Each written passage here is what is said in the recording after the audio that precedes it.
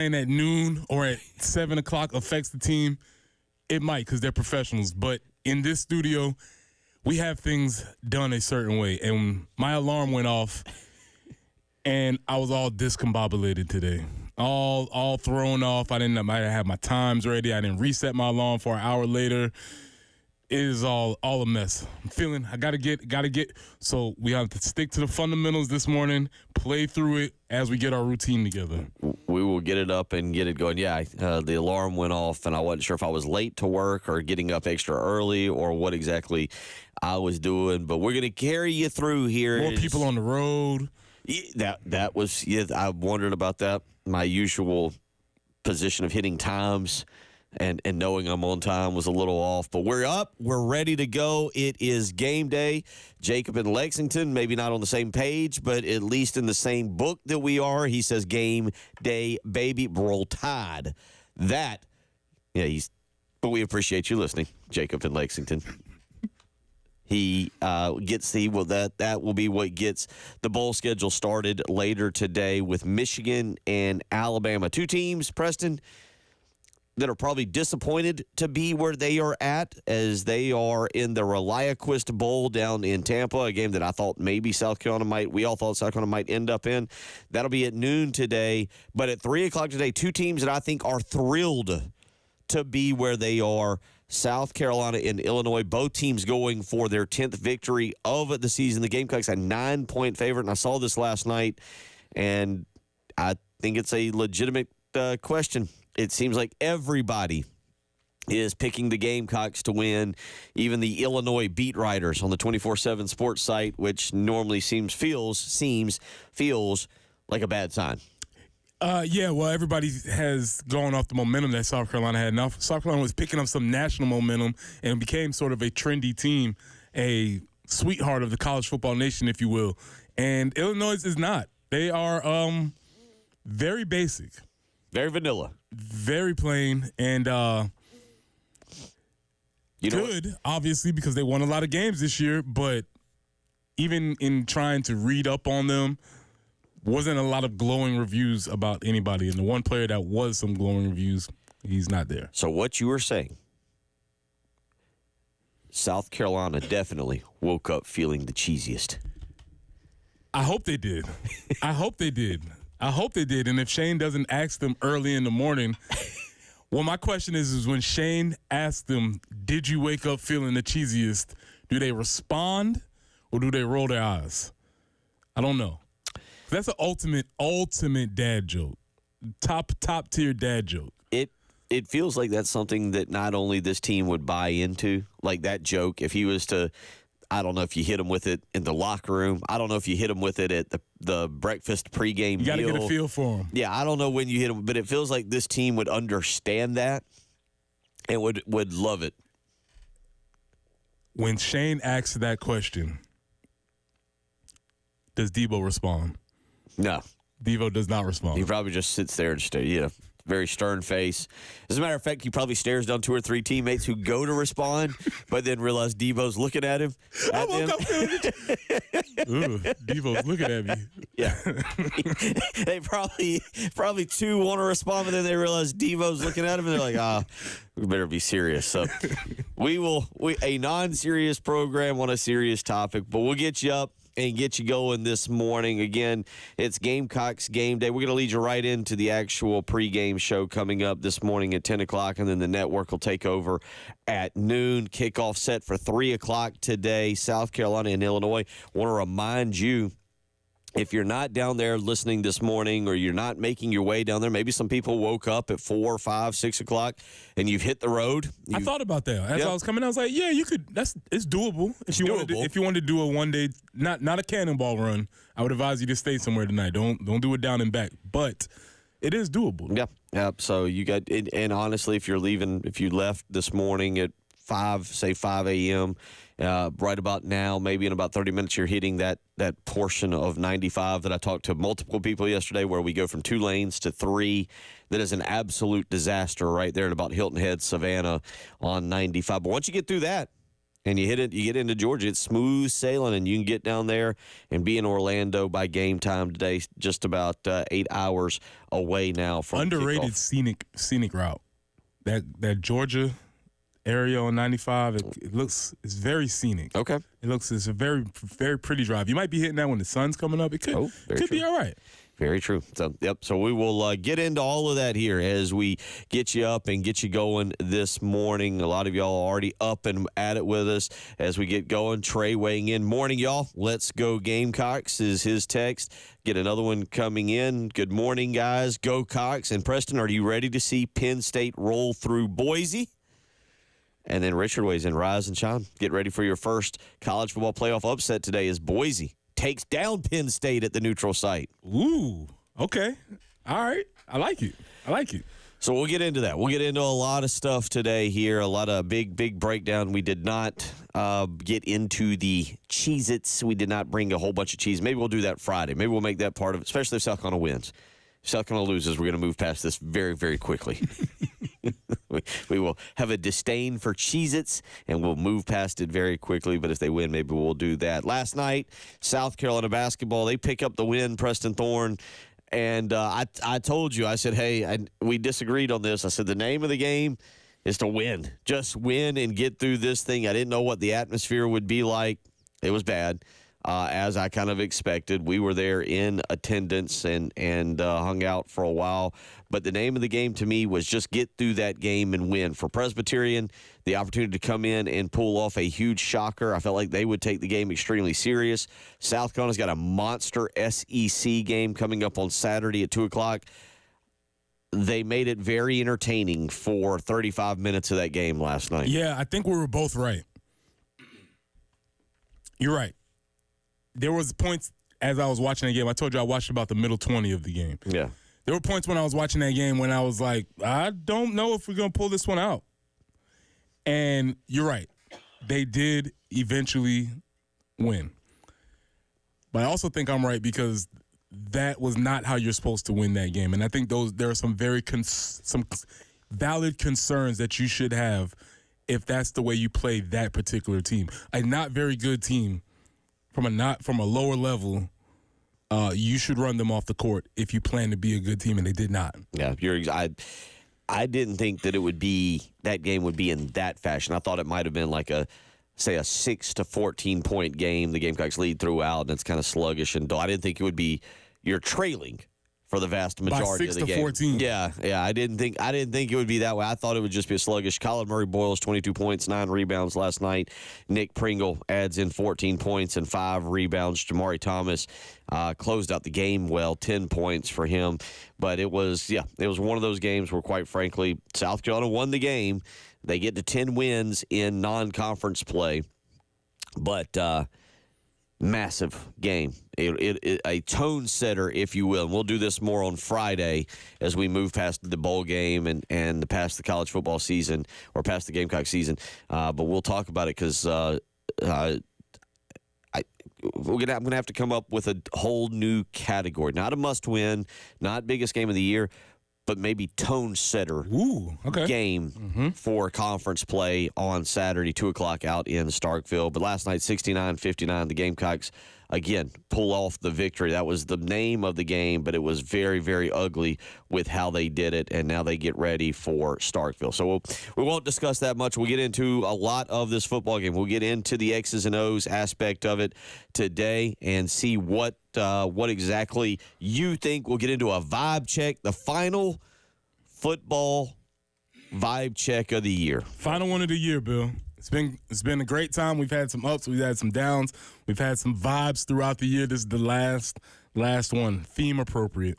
So we'll start with revisiting when we come back. We'll start with revisiting mid-October. I'm trying to think of what your vibe check was going into Tuscaloosa. Let's find it. We can find it. Okay. All right. We'll see if we can. We'll go back and revisit what your vibe check was heading to Tuscaloosa because it was that weekend was the last time we saw the Gamecocks lose. And we'll talk about that. We'll hear what Shane Beamer had to say about the team meeting after the Bama loss and where South Carolina has come from since that mid-October game. We'll get into that. We'll start to break down the X's and O's. JC Sherbet will join us for one segment this morning from about 8:15 to 8:30. But our job this morning is to get you up, get you going, get you ready for the game. Reminder, if you're not going, hey, you can hang out with the 107.5 The Game crowd today at Jay's Corner Restaurant and Bar, right across from Williams-Brice Stadium. You know where I'm talking about over there on the corner. Jay's Corner Restaurant and Bar. It'll be our Citrus Bowl viewing party with 107.5 The Game, so you can come and hang out 3 o'clock today with us. Jen Jensen, Bill Gunner, Preston Thorne, the family together this morning as we get you up and get you going. It's game day in Columbia, South Carolina. Hope you're up. Hope you got your car flags flying, your garnet and black on. We're going to get you ready here for South Carolina, Illinois, coming up at 3 o'clock today. You're listening to the early game.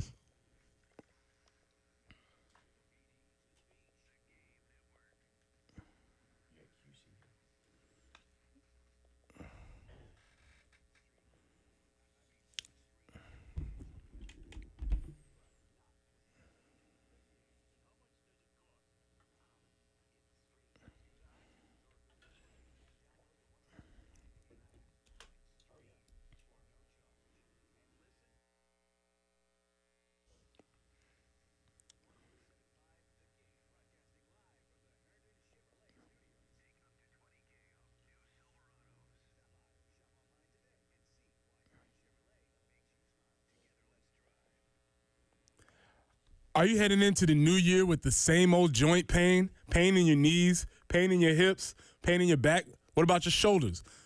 Make the decision now to say, I'm not going to do it. I'm getting myself right, and I'm moving again in 2025 with the help from QC Kinetics.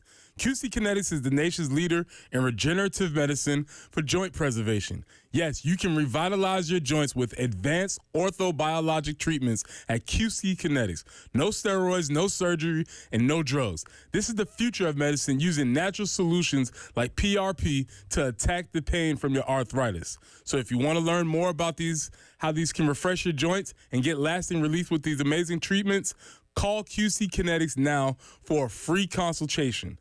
Deal with joint pain now so you can make the most of the new year. Call 803-281-6860. That's 803-281-6860.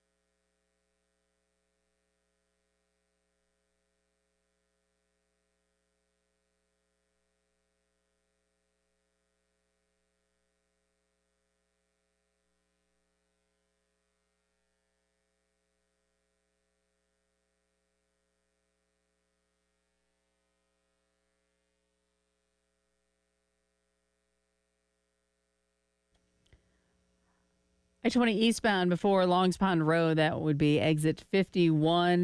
There is a report of an accident there, slowing things down. Also, let's see, I-77 northbound after I-26. Disabled vehicle reported to be slowing things down just a little bit, so just approach that area with a little bit of caution. And some reports of a little patchy, dense fog out there, so just be a little mindful of that as well, as that should be clearing. But as far as your forecast goes, we are looking for a high today of a fairly moderate 59 or fairly moderate 70, she says. It's going to be warm, maybe a little bit windy out there. But then it drops to 59 tomorrow, 55 on Thursday. It's 44 currently on 107.5 The Game.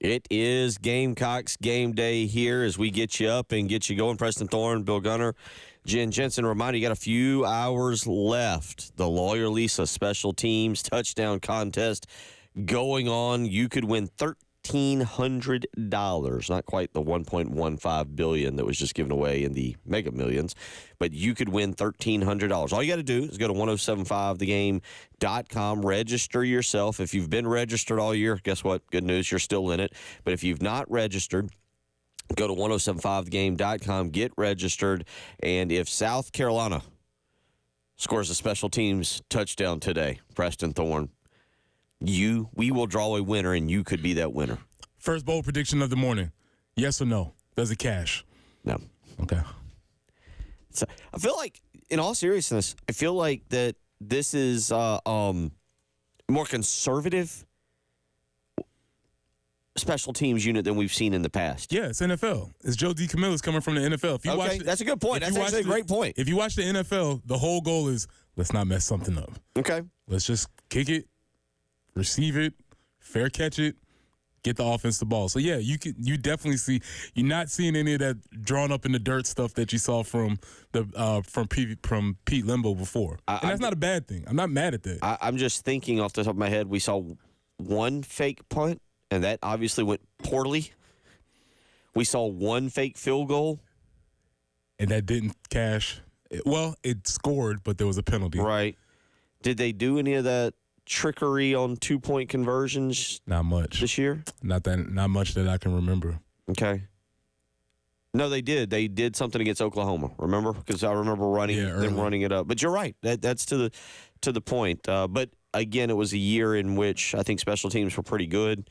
There was maybe some kicking issues early on, but it felt like they got that rounded out towards the end of the year. But go today, sign up. You never know. I've been wrong a lot of times, and maybe I'm wrong on this one. It's the Lawyer Lisa Special Teams Touchdown Contest. Go to 1075thegame.com. Get yourself registered. If you are registered and they do score a special teams touchdown today, you could win $1,300. Let's go back to the text line for a minute. Rhonda weighs in. All caps, Rhonda's up and ready to go. Good morning, Gamecocks. Been in Orlando since Saturday morning. Pep rally at the Point. Yesterday was a sea of garnet and black. The Gamecocks have definitely shown up. Now it's time to show out. And, Preston, that leads us back to where we were, about mid-October, a little over 2.5 months ago. South Carolina maybe didn't feel the cheesiest heading to Alabama. The vibe check for that week was, will we roll the Tide or be rolled over? That was the vibe check. They lose that game 27-25. I was there. South Carolina should have won that game. We can talk about Alabama. You can talk about Mississippi.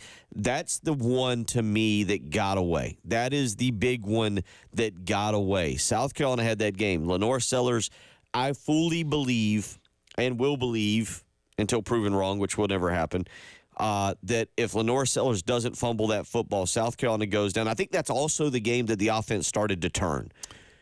that really started to turn. Prior to that, South Carolina had, I believe it was a 16-play, 85-yard drive where they went down and they took the lead in that game 19-14, I believe. And to me, that was when Lenoris Sellers started becoming Lenoris Sellers. Unfortunately, he had one more of the goof plays after a great O.D. Fortune interception. I thought South Carolina in that game, in that moment, South Carolina gets the ball, and I was like, they just manhandled Alabama. They are about to go down and drive, and in typical Gamecock fashion, I was also thinking they're going to go up 26-14. How are we going to blow a 12-point lead in the fourth quarter? But Lenoris Sellers fumbled. But it was in that kind of span of plays, in that mid-third to end-of-game quarter, it felt like South Carolina turned.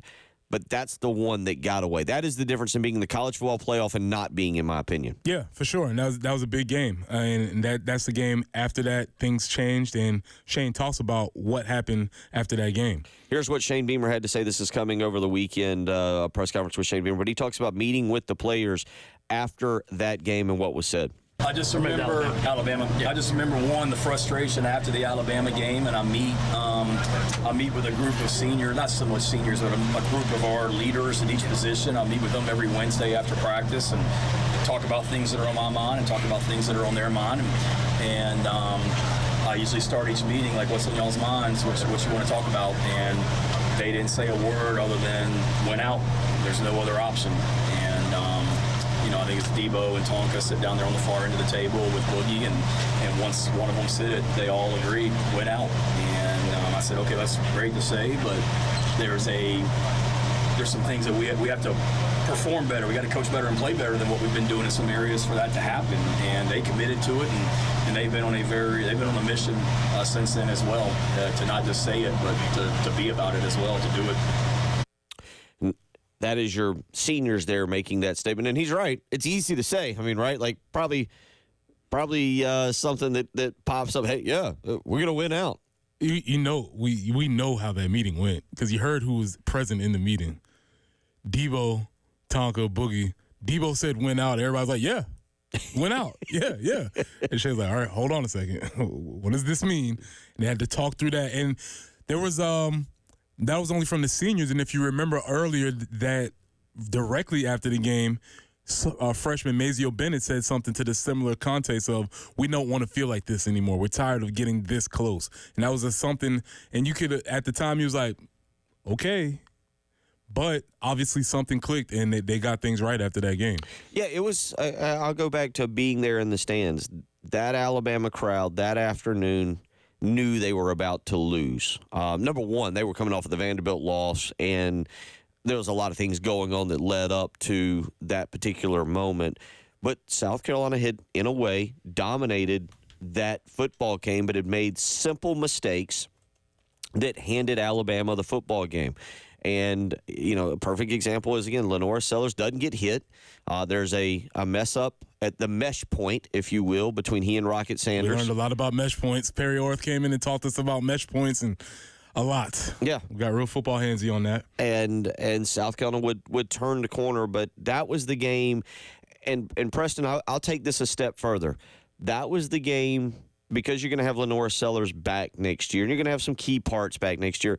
I wonder if that's the game that turns the program, where let's say you win today, you're like, all right, seven game win streak. If you do that, I'm just going to throw a hypothetical out. You do that, you're on a 7-game win streak. That's going to be up there when they put those little graphics up to start next year of who has the longest winning streak in the country. We'll see how the college football playoffs plays out. But South Carolina would be up there in that 5 or 6 range, I think, of having the longest win streak in the country. And it's just another little neat graphic that gets put up on the screen where you're like, oh, South Carolina's kind of hot right now. Yeah, also, when you hear the national conversation, and especially the folks down in Bama, shout out to our folks that are listening from Bama, but everybody doesn't know. They look at the record and say, oh, yeah, they beat a good South Carolina team. But if you watch that game, they got out of there very, very fortunately in that game. So, and that's part of the problem, part of the thing that hurts probably us a little bit more too, is because it's like, come on, man, we should have beat Bama. Not even we could have beat Bama. We should have beat Bama that game. And so that game might be a big turning point as far as the season is concerned. Like you said, as far as the program is concerned. Yeah, because if you were losing your quarterback, I would say, well, maybe not. But it felt like the fact that felt like it was completely on Lenoris Sellers, because there was a couple fumbles in that game that set the Gamecocks back, but that one was huge there late in the game. Again, I thoroughly believe the Gamecocks get the ball in that situation.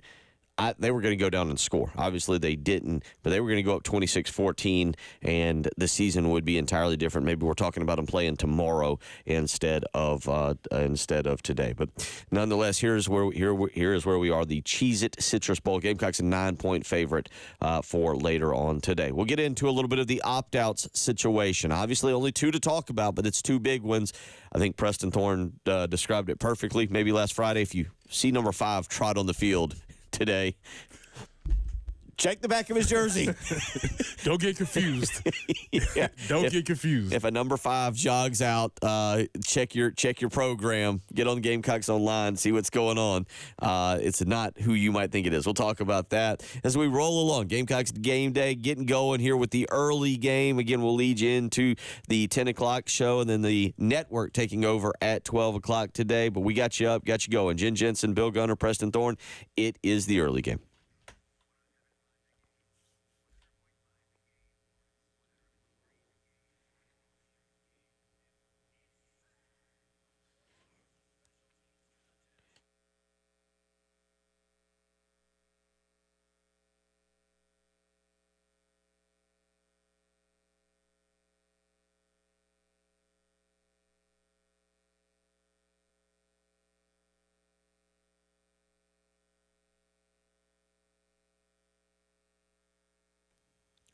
Bill Gunner for Love Chevrolet, I-26 in Harbison between Lowe's and Frankie's Fun Park. The new year is upon us, and that means maybe trading out the old and in with the new. And at Love Chevrolet, they understand that just as well as anybody else. That's why right now they have the most abundant selection of vehicles they have had in years. That's right. Go visit Love Chevrolet, I-26 in Harbison between Lowe's and Frankie's Fun Park, and check out that incredible selection of vehicles. Not only will you be amazed with finding the exact car, truck, or SUV that you've been looking for, but you'll be amazed with how well they treat you. That's why I enjoy being part of the Love family, because of the customer service, because of the reputation they have. Employees who have been there for over 20 years and are excited to see you drive off the lot with a big smile on your face because you found, again, the car, truck, or SUV that you've been looking for. And, of course, don't forget Love Chevrolet, the absolute best deals of anywhere in town. So visit Love Chevrolet today, and together, let's drive.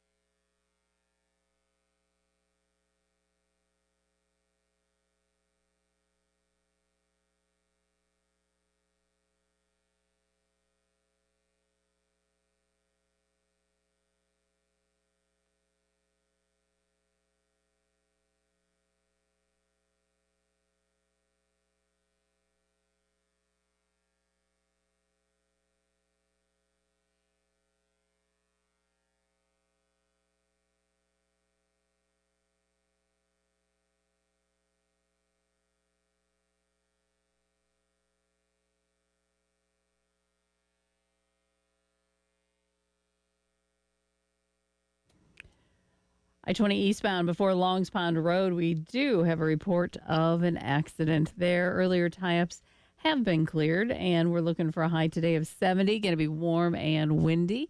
And ringing in the new year, cools down a little bit. Going to be breezy. 59 for the high, 55 on Thursday. Those overnight lows, though, getting chillier. Tonight, getting down to 42. Tomorrow night, 29. Thursday night, 33. So a little cooler temps making their way in to usher in the new year. 44 currently on 107.5 The Game.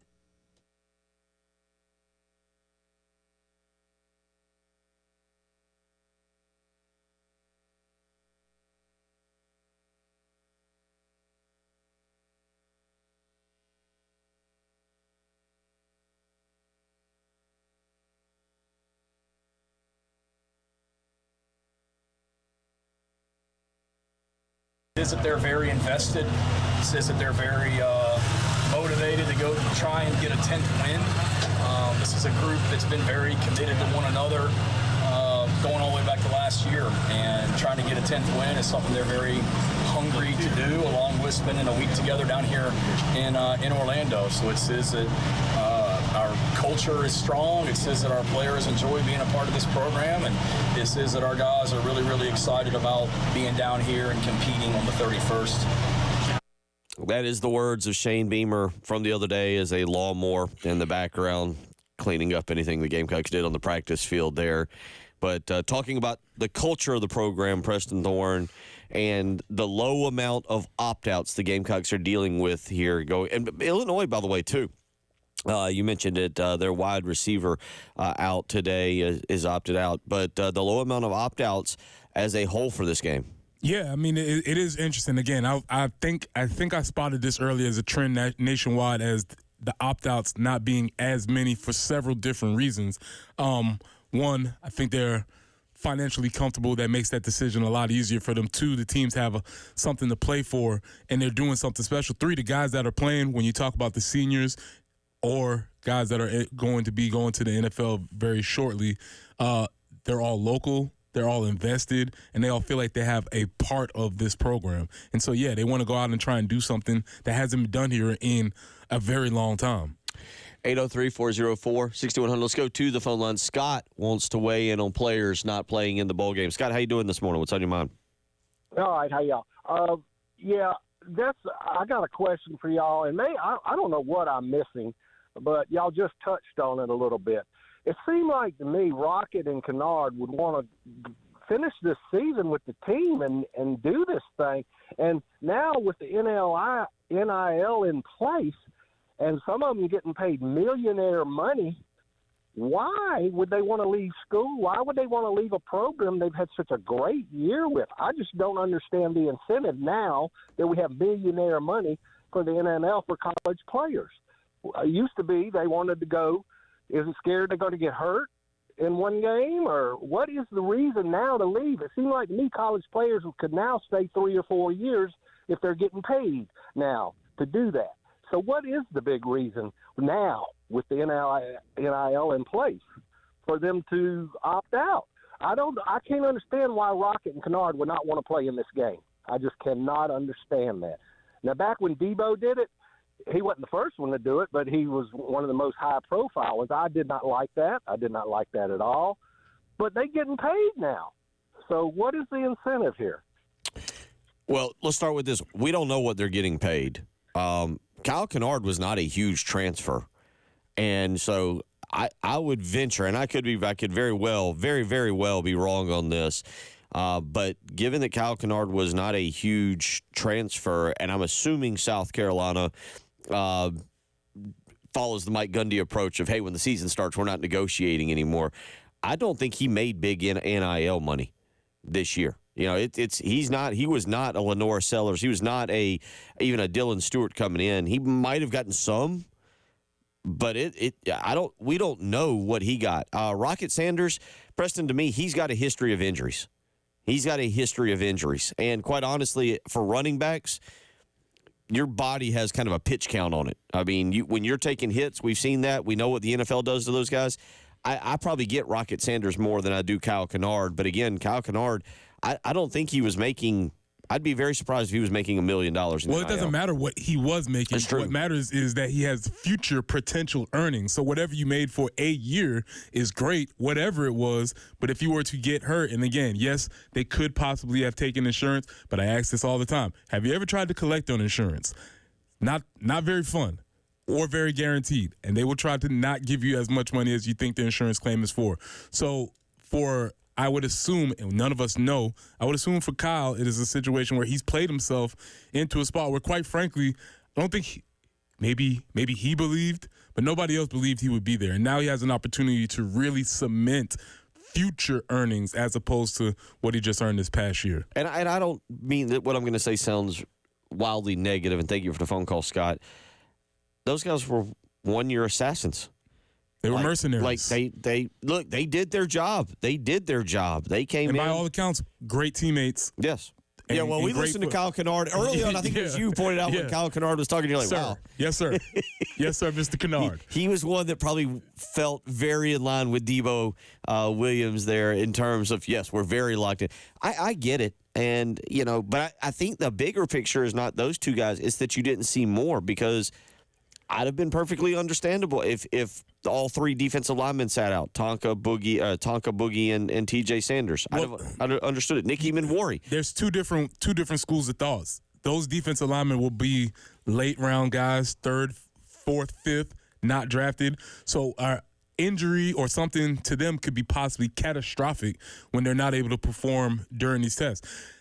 On the other side, Nicky Manwari has a chance to be 1st round type of money. He has a chance to make generational type of money, and if he's not able to go and perform in those combines, it could be possibly hurt his status also. So everybody would have their own reasons. Like you said, I think it is more indicative, as Shane said, that they all decided to play even with that still on the line. It did open up the door for competition at spots, which I think is good for South Carolina, especially at running back. Look, I've said it. I think this bowl game is different, so my theory, my belief in bowl games is not the same for this one because of the opportunity to win 10 games. But today, maybe the opportunity to see Jawan Howell carry the ball more. Oscar Attaway Jr. has another season that he can perform. Maybe this is a preview of the season. And, Jen, let's play this. This is number 6 from yesterday. But this is Shane Beamer talking about the competition at spots with opt-outs. Defensive end. South Carolina's was going to have to find a way to replace Kyle Kennard anyway. Here is Shane Beamer talking about the competition at spots with the opt-outs. Yeah, a defensive end, we've rotated 6 in just about every game this year. Dylan, Kyle, Brian, Dez, JT, Gil, and it's no different.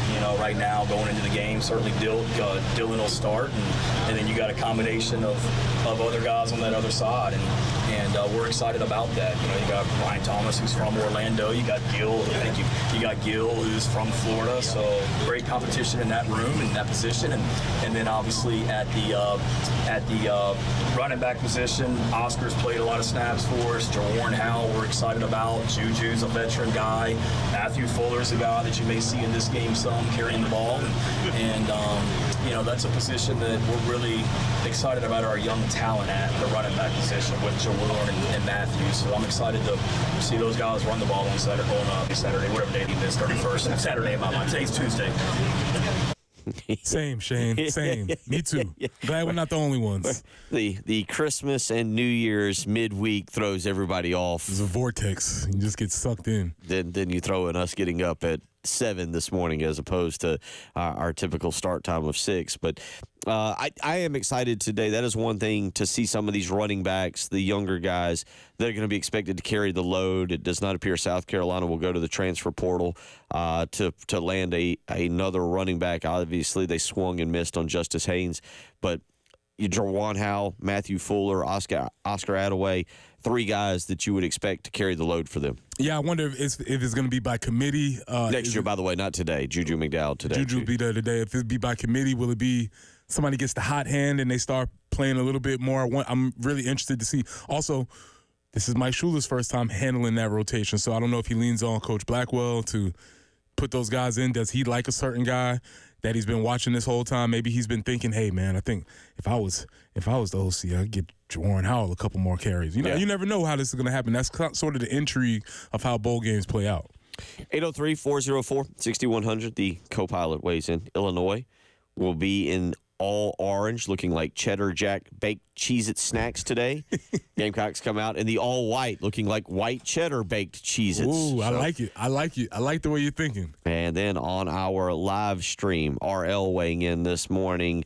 Gamecocks 31, Illinois 21 is the prediction from RL. There again, reminder, you can always go to our live stream at the Game TV Radio on YouTube is how you can get in there. Craig, York, Chuck, the Garnet Yardbird, RL, James, all in there. James saying down in Orlando, and he is ready. So a lot of ways to always consume us each and every morning, whether it's watching us on YouTube TV or, on YouTube or listening to us again, 107.5 The Game here in Columbia, 100.5 The Game in Florence, 100.3 The Game in Myrtle Beach. Speaking of predictions, next up, the final vibe check of 2024. Oh, sure, we'll do some in 2025 when basketball season gets going, but this is it. The final vibe check of 2024. That's how you can weigh in this morning. We want to hear from you. 803-404-6100. You're listening to The Early Game.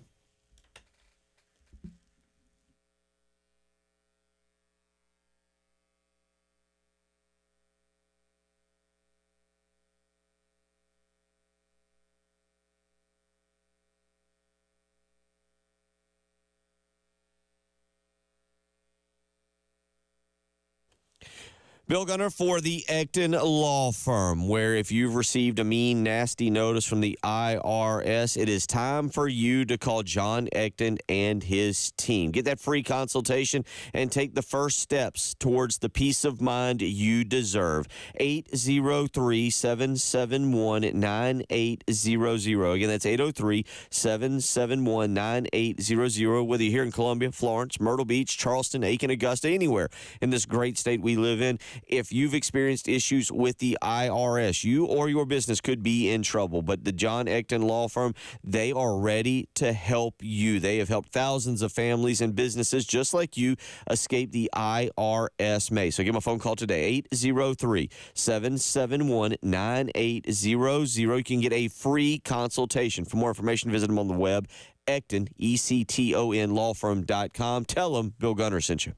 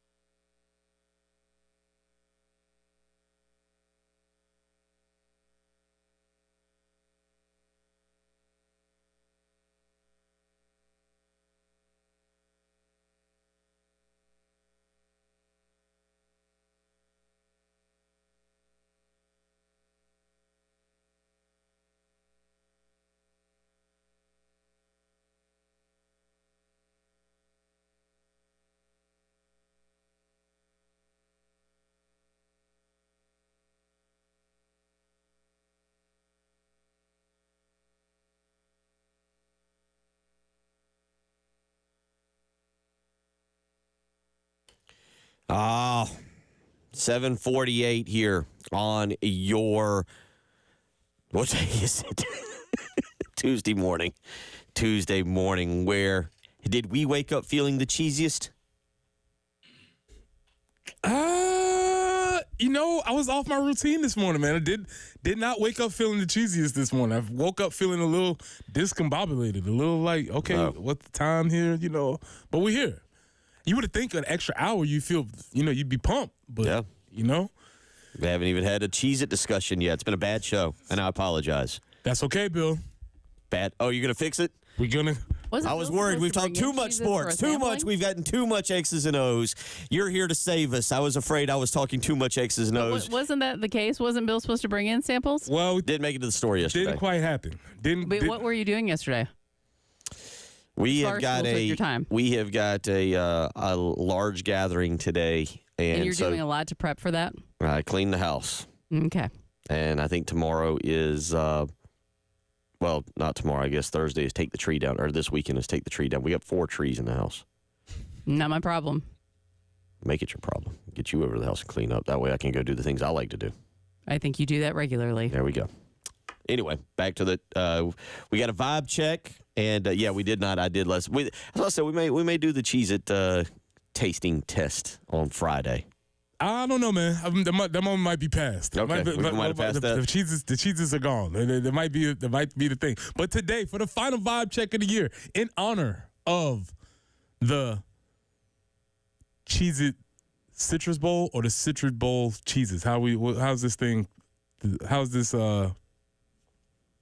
branded? What's the brand on this? Which one's Cheez-It first? Citrus Bowl. The Cheez-It Citrus Bowl. Okay, in honor of the Cheez-It Citrus Bowl, today, how you feeling? Are you feeling Gouda, or do you have the lemon booty? Feeling Gouda or lemon booty? How you feeling about the game today? Cheez-It Citrus Bowl. In honor of both partners in this bowl, we have to honor all of our corporate partners, incorporating them into the vibe check. Yeah, okay. Took me a minute. Feeling Gouda or lemon booty? How you feeling? I think everybody's feeling Gouda. 803-404-6100. Let us know. I feel like how you feeling today. I feel like everybody's feeling Gouda, which maybe there's a good thing. It's no Gouda Cheez-Its. Not yet. Not yet. Might give them an idea. 803-404-6100. How you can let us know your vibe check.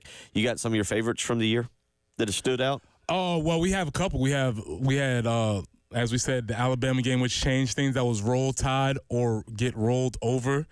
We had I think my favorite this year was the Vandy vibe check, where we had, were we going to be floating down the Whiskey River or were we going to be getting tipsy with Shabuzi? We had that one.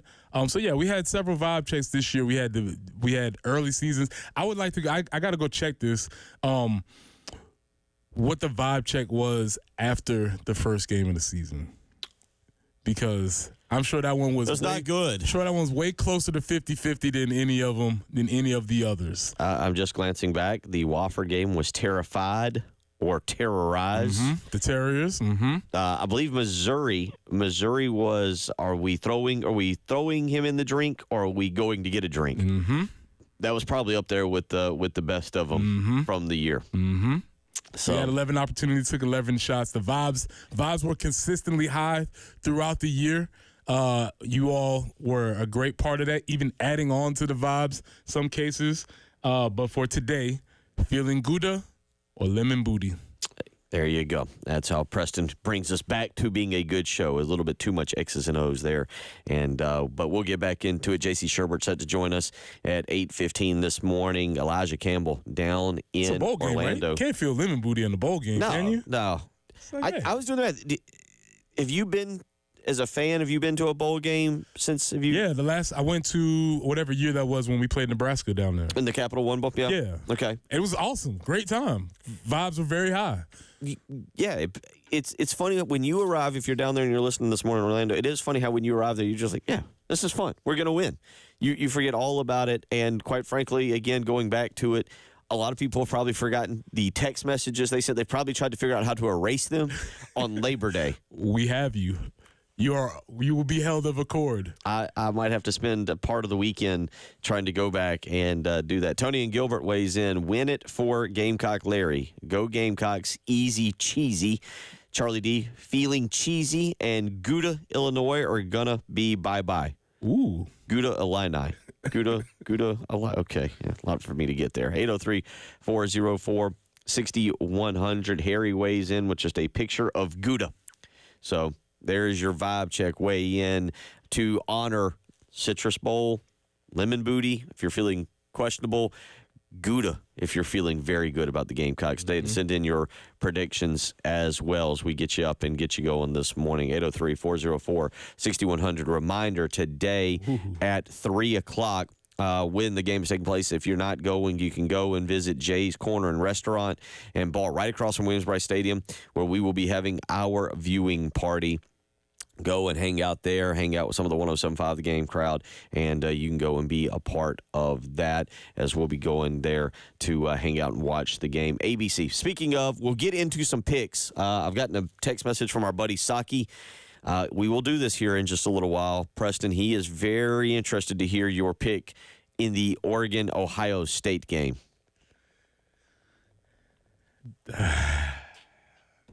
Yeah, I'm ready for it. We'll get to our picks in a little while, as it is a full day of bowl games. It's going at noon with Michigan and Alabama. Several others today as well. You got Louisville and Washington at 2 o'clock in the Tony the Tiger Sunday Bowl.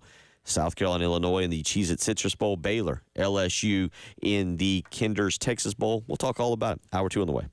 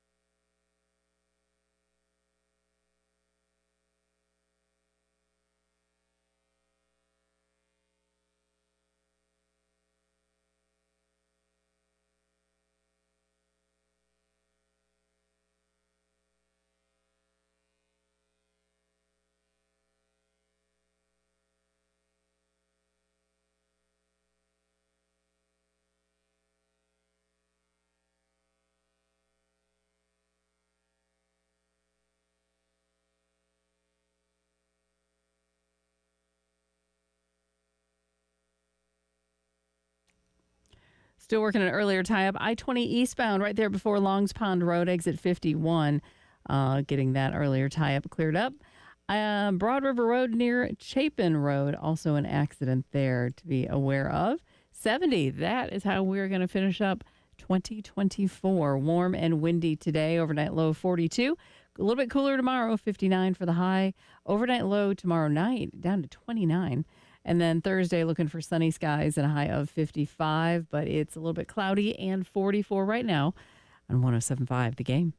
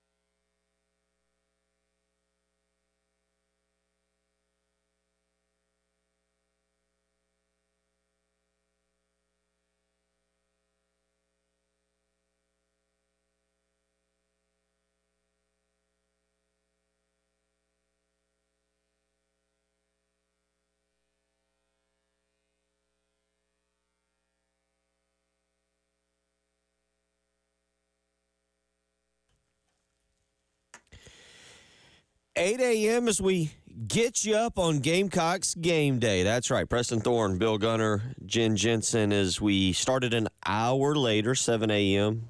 Not sure how Jen necessarily handled it. Preston and I apparently are very confused. So you woke up at 4:45 realizing I've got plenty of time. Yeah, it was a classic case of woke up, plenty of time, fell asleep. Now I don't have plenty of time anymore. This is one of the classic case. So, yeah, we started an hour later as we get you up and get you going for Gamecocks game day here. We'll be followed by our usual pregame show from 10 to 12, and then the network will kick in at 12 o'clock, leading you up to the 3 o'clock kickoff down in Orlando. As Preston has asked you, how are you feeling? And, Preston, doing it in honor of all of the sponsors and the names, the Citrus Bowl and Cheez-Its. Are you feeling Gouda? Or are you feeling a little Lumen booty as we get you ready for the Gamecocks and the Illini today? 9-point favorites, the Gamecocks are, Preston Thorne. And as I said to open the program, yeah, maybe there is a hint of all of a sudden concern when you look around. South Carolina spent a month, roughly a month. Today's the 31st, obviously. The last time they played was the 30th. They've received a lot of love for a non-playoff team. They've received a lot of love over the last 31 days. You even go back to, what was it, one of the original, maybe a week and a half ago, I guess, or whatever it was, when they did the college game days and they were talking about South Carolina and Illinois, and they were making their picks, and all of them picked the Gamecocks. And talking about how South Carolina really probably could have been in the college football playoff. Yeah, nationally, the conversation switched to South Carolina. We became a darling of the national media because if you didn't want to get on Bama's side and Lane Kiffin got on your nerves, well, you could actually talk about South Carolina because you had a lot of the same credentials. Then you had the players winning all of these awards. Shane Beamer up for Coach of the Year in several different places. Kyle Kennard winning the Bronco Nagurski.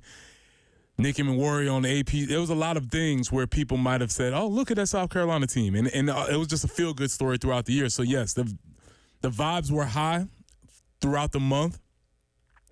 And to be honest, you would rather have, in my opinion, the vibes being high for a month layoff than trying to pull yourselves throughout the month. You experienced two different sides of that. And as a redshirt player, you lost to Clemson in a heartbreaker. And then you had to go through the month maybe not being discussed. But you'd also got a lot of love in that 2000 season for the turnaround. And Lou was getting all the love. The following season, you finally beat Clemson 20-15 at home, and you got that. What do you remember about those 2 months of December, both coming off of a loss and getting ready for a bowl, and then coming off of a big victory? Well, the second year was definitely a lot better because everybody knew what to expect. The first year, nobody in the program had understood what a bowl game was, what it was like to be in a bowl. So it was a little bit more apprehensive, and you obviously were grateful to be there. The second year was a lot more loose, a lot more fun, and you had a lot more, I guess, of the vibes being high as far as bowl activities was concerned. Little disappointed to go play Ohio State again, but it was still pretty cool. And I don't know if was it disappointing to go because that year, your second one, I think we all thought we were going to the Citrus Bowl. Mm-hmm. I don't remember who the opponent would have been. I have to go back and look and see who the Big Ten opponent would have been in 2001. I'll pull that up in a few minutes. But yeah, the general feeling, and I can't remember. I think we were going to. I say we as if I was on the team, but as a fan, I was going to travel. But I have to go back and look. I want to say we thought we were going to the Citrus, but there was that crazy scenario where Tennessee beat Florida in the Swamp. It was a makeup game from the Hurricane. Okay. You remember what I'm talking? Do you remember this at all? People can correct me, but Florida was expected to go to the national championship or something, and Tennessee beat them, I think, 34-32. I think I was up at Clemson that weekend hanging out with some buddies and watching that game, and it was a great game, and Philip Fulmer and Tennessee went into the Swamp and beat them. It was a very, very late game that year because of Hurricane. Y'all were supposed to play Bowling Green and Urban Meyer, and you ended up playing Wofford, I believe, was a makeup game the week before the Clemson game. But if not for that, y'all probably had gone to the Citrus Bowl and have to, go back and see exactly who you would have played. But either way, here we are today. Third Citrus Bowl appearance for the Gamecocks. Third Citrus Bowl appearance for the Gamecocks in the last 15 years. And it comes a long way again from 2000 and where y'all started. When back then, there was only one bowl victory, Preston Thorne. Now the Gamecocks sit with 9 bowl victories. Today would be bowl victory number 10 in the program's history. Yeah, and you've gotten the program to a point where bowls are expected. When you don't go to the bowl, as we did last year, it's a feeling of defeat and it's a feeling of disappointment. And this is expected, and this is where the bar should be set. Maybe not for the Citrus Bowl, because the Citrus Bowl outside of the CFP is the highest ranked, highest rated, most regarded bowl outside of the CFP bowls, but you should expect to be in one of these. I would say I would even raise it. We should expect to be in a New Year's Eve / New Year's Day bowl, whatever that configuration is. I don't want to play a bowl on December 24th anymore. We're done with that. Yeah, the only thing I'll tell you is I don't know unless it's Las Vegas. I don't. Good point. I don't know if that's the New Year's Eve or the New Year's Day bowl games. The New Year's Eve, New Year's Day aspect of it is as relevant as it used to be now with the playoff and with things moving around and so forth and so on. Because tomorrow there's actually no bowl games. It's all college football playoff games. But we'll get to more of that later, make some picks. One thing we did want to get to, though, we were out in front of it, Preston. Once again, we led the way. Way back when. I have to go and pull the exact date here to see when exactly it was. But, yes, Preston and I, way back in April, we called it the Lenoris Sellers hype train. Then I might have had to slow that down. It was April 22nd. We were at the Beyond Now golf tournament with your buddy, my buddy, Jonathan Alston. It was 2 days after the spring game. And we started talking up Lenoris Sellers. Mm-hmm. Well, here we sit at the very end of the year, and now I think, as opposed to Labor Day, we can say he's lived up to the hype. Yeah, and the stock is only rising. We don't feel like we've even peaked. We feel like this thing can keep going up and up and up, depending on. And he's done it with his legs. He's done it through the air. He's done it every possible way. And so, if you think about this conversation we had today, it seemed as if the Alabama game was limited by his misfortunes, but then he put the team on his back for the last 3 games specifically. And I have a feeling a lot of casual fans around the world, around the nation or college football nation are going to get exposed to who Lenoris Sellers is today. It'll be interesting, 3 o'clock. And, it would, again, there's a lot of work involved in going back and pulling up the old text messages from September. But you think about what you saw, Preston, in that Old Dominion game to what we saw in the Clemson game. You've seen guys develop. How does football eyes, football hands, a football mind watch and see the evolution of Lenoris Sellers from game 1 to what we saw in game 12? You can check the text messages. I mean, there was a lot of Robbie Ashford, Luke Doty, anybody back there, we need to make a change at quarterback. There was a lot of that. And so you are on record. You stated it. We have your text message. But I will say this. You maybe weren't wrong early in the season. The Old Dominion game, those early games, he looked timid. He didn't look like he was necessarily very comfortable being out on that stage. You knew he had all the attributes, but he wasn't making the plays. I think for me, the turning point, which encapsulates the whole season, he hits a 75-yard run against LSU. And you're like, oh, this is something. He also throws a pick in the back of the end zone against LSU. And you're like, that's a problem. And you saw the whole experience, and towards the end of the year, what you saw was less of the problems and more of the potential. It's interesting to see where he's at, and as you said, with a huge performance today. Let's say he caps this off with, I think I gave you 115 yards rushing is what I've got for him today, the over-under on that. He's going to be a Heisman candidate. It'll probably be, you know how there is the next year as we get around to it, there's going to be like the people that they really talk about and they build up. And then there's going to be kind of that second tier group that's the dark horse Heismans that they'll say, well, 250 to 1. Yeah, take a chance on that or whatever. He's going to be more, I think, in that dark horse category. But today with a big performance, you're right. He could vault himself up into I don't know how to phrase it, but I'd say top 6, top 7 type status going into August. Absolutely. Because there's no reason why he shouldn't. There's no reason why he shouldn't. He's the quarterback. He touches the ball every play. The offense is going to be based around his strengths. We know what Mike Shula is about. He's going to have an opportunity to make some plays today. 803-404-6100. We'll talk with JC Sherbet. He'll join us for a segment here as we continue on Gamecocks Game Day. We are live here in Columbia, but coming up in about an hour, we'll catch up with Elijah Campbell, who's live from Orlando for his segment, sponsored by Atkins Law, Midlands Landscape and Lawn, and Lexington Discount Homes. We'll catch up with Elijah Campbell coming up in the next hour, but next up, JC Sherbet joins us, and we'll get his thoughts on today's game. You're listening to The Early Game.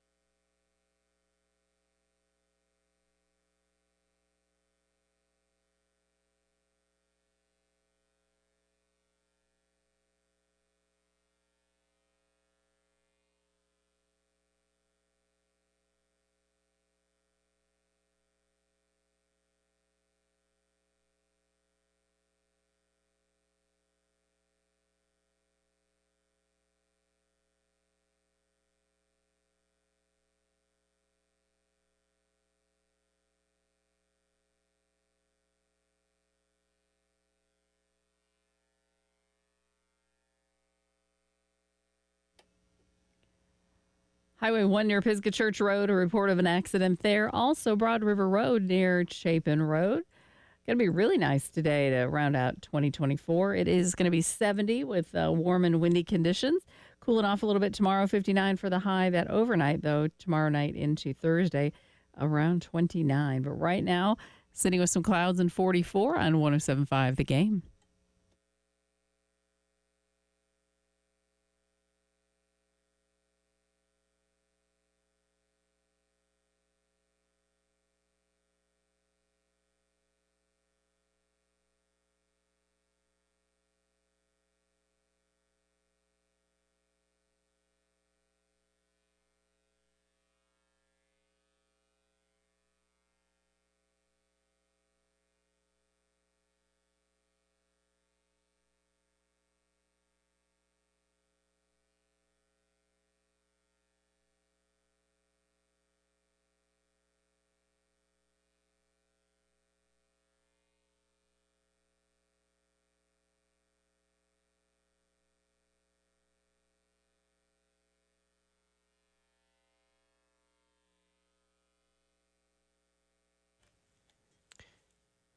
We're rolling along on your Gamecocks game day as we get you going. We finally got to be part of a pregame show, Preston. Of course, you're a part of a pregame show each and every week. Yeah, we are. Well, you'll hear me. I will be transposed into the show this week, so I'll be there and having those conversations. But yeah, it's good to be on game day. It's a little bit of a different energy. We don't have to carry the vibes into tomorrow. We're playing the game today. That's right. So we have gotten up, started an hour later this morning, and joining us as he does each and every Tuesday, albeit this one for a abbreviated segment because JC, it is game day in Columbia. It's game day in Orlando, Florida, and welcome in and Happy New Year to you.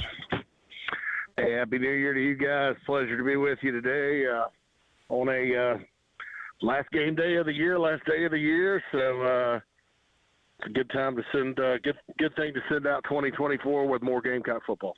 Well, let's ask you the thing we were just discussing. You've watched, like Preston and I have, for a long, long time, and you've covered recruiting, and you've seen a lot of it. The development of Lenoris Sellers from game one, Old Dominion, to what you've seen against Clemson. Try to describe what you've seen and how it kind of ranks up there with other quarterbacks in the history of South Carolina in their first year. Well, I haven't seen a lot like that. I guess Dylan Thompson in 2012, like compared to where he was, and it was a different situation then, obviously. Compared to where he was against Vanderbilt when he had to come in for Connor because he was hurt, and he kind of looked like the backup quarterback in the movie Necessary Roughness. I mean, just not. I mean, it was bad. To where he was at that Clemson game and then the Michigan game, that was major strides over the course of the season. Of course, he wasn't playing. As far as just going out there, playing the game, getting comfortable rapidly, and then with all they ask him to do in the passing game read-wise and stuff, and to pick that up that quickly, I've never seen anything like it. You know, a lot of the young quarterbacks that have played at Carolina have been guys that just sort of came in and took over. And they were good enough. They were the best quarterback on the team, so you kind of lived and died with it. Jake Bentley, Steve Tannehill, Todd Ellis started as a redshirt freshman. But, to watch the development here with Sellers and just how much faster he's playing, how much quicker he's processing, and he gets better and better and better every time you see him. I haven't seen anything like it. Preston, I'll go back. Let me ask this. Let me ask you two guys this as we kind of go back. Age is entirely different. How would you compare Lenoris Sellers to Corey Jenkins? Oh, I think is their body type is very similar, right? Yeah, and I had that written down. How quick will we find out that Lenoris is 6'3", 242? At what point will they announce that? I'd say before the end of the first series. Okay. All right. But yeah, I think there is some similarities. I was just looking, and a matter of fact, basically, according to the X Machine, they have the same number of yards rushing at this point in the season. I think it was 655 at this point in the season. Obviously, Lenoris has another game to go, so there are a lot of similarities to those guys as far as being a big physical presence in the quarterback room. The big difference is, obviously, as you stated, Lenoris has all of these years left to develop as a quarterback. I don't think Lenoris' future in the NFL is that linebacker like Corey Jenkins was, which an amazing feat when you think about it. Dude played college quarterback and went on to play linebacker in the NFL. It's a whole nother thing. But, yeah, there are some very strong similarities, and it's always good to have a big, strong physical presence in the pocket back there. We probably will have to revisit that one later and those two. But, JC, let's go back. What are you looking for today here? Obviously, running back and one defensive end spot. You got the opt-outs, but now you get the chance to see maybe a little bit more Jawan Howell, maybe a little more Oscar Attaway, a glimpse into 2025, and also at the defensive end spot. What are you looking for today? Well, those two positions, I think Jawan Howell and Matthew Fuller will get carries. I think we'll see Juju McDowell more today. In an Attaway, of course. At the end position, Beamer made the comment that they've been rotating ends all year. Gun to my head, JT Gear gets the start, but Gilbert Edmonds is going to play. He's back healthy, from what I understand. Also, Brian Thomas Jr. out there. Desmond Umazulu will get increased snaps. They've been rolling 6 all year. So, I mean, you're not going to replace Kyle Kennard, who's a consensus All-American, for a reason. Just like you're not going to replace Rocket Sanders, but that's why you have depth, and it's a chance to kind of get a look. I mean, JT Gear, I thought, played pretty well down the stretch, number 12 for the Gamecocks when Gilbert got hurt and his snaps increased. So, maybe it's a preview. I mean, somebody's got to claim that starting spot opposite Dylan Stewart next year, and I don't think you can take too much away from it in the bowl game. Because I remember the Citrus Bowl last year, Nico Iamalevola from Tennessee looked like a world beater. And we saw what happened this year. So you can't take too much away from a bowl game. But I do think if you're just watching, and, it would be encouraging if the folks that are replacing Rocket and Kennard in this game, step up. It gives you hope for the offseason. Yeah, you talk about the defensive end spot. Let's go to the running back spot there for a second. And Jawan Howell and Oscar Attaway today. We will see some Juju McDowell. How do you see that playing out? And do you see South Carolina peeking back into the transfer portal? I think, what is it, late April, early May when that opens up to maybe try and solidify that position? Well, I think it could happen sooner than that. I mean, there's a bunch of running backs in the portal. And there'll be more from bowl teams and things like that get in. And there's another week of this for this period. The portal closes, but that doesn't mean you can't sign a guy out of it. It just means inbound to the portal closes for some players. I don't think you can go through a season with 3. We've seen that movie in 2023. I like this group collectively, Attaway, Fuller, and Howell better than that 2023 group, and that's no offense to anybody that was in it. But, you need more than that. We've had seasons around here where the 15 running back has to trot out there. I mean, everybody remembers 2011 and Brandon Wild. So, yeah, in this league, you need depth, and you can't go into a season with 3 or like 3 plus a freshman if Jaquel Hallman plays there to start with. So I would fully expect them to sign a transfer portal running back. Looking ahead to today, your thoughts on this game, the keys that have got to take place for South Carolina to win and get that 10th win?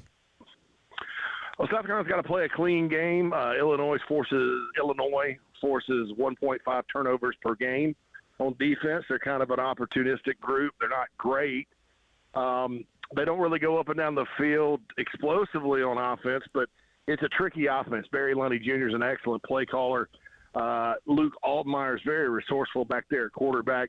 They kind of remind me of Missouri a little bit. I think their talent level is somewhere between Georgia Tech and Missouri, probably more toward Missouri. And, of course, with the outside zone, which they do run as part of their scheme, Missouri gave Carolina some problems. So I don't think it's a game Gamecocks can just show up and roll the ball out there and win. You make a bunch of mistakes and you don't execute, you don't block, you don't get pressure. You let him escape. It could be a long day.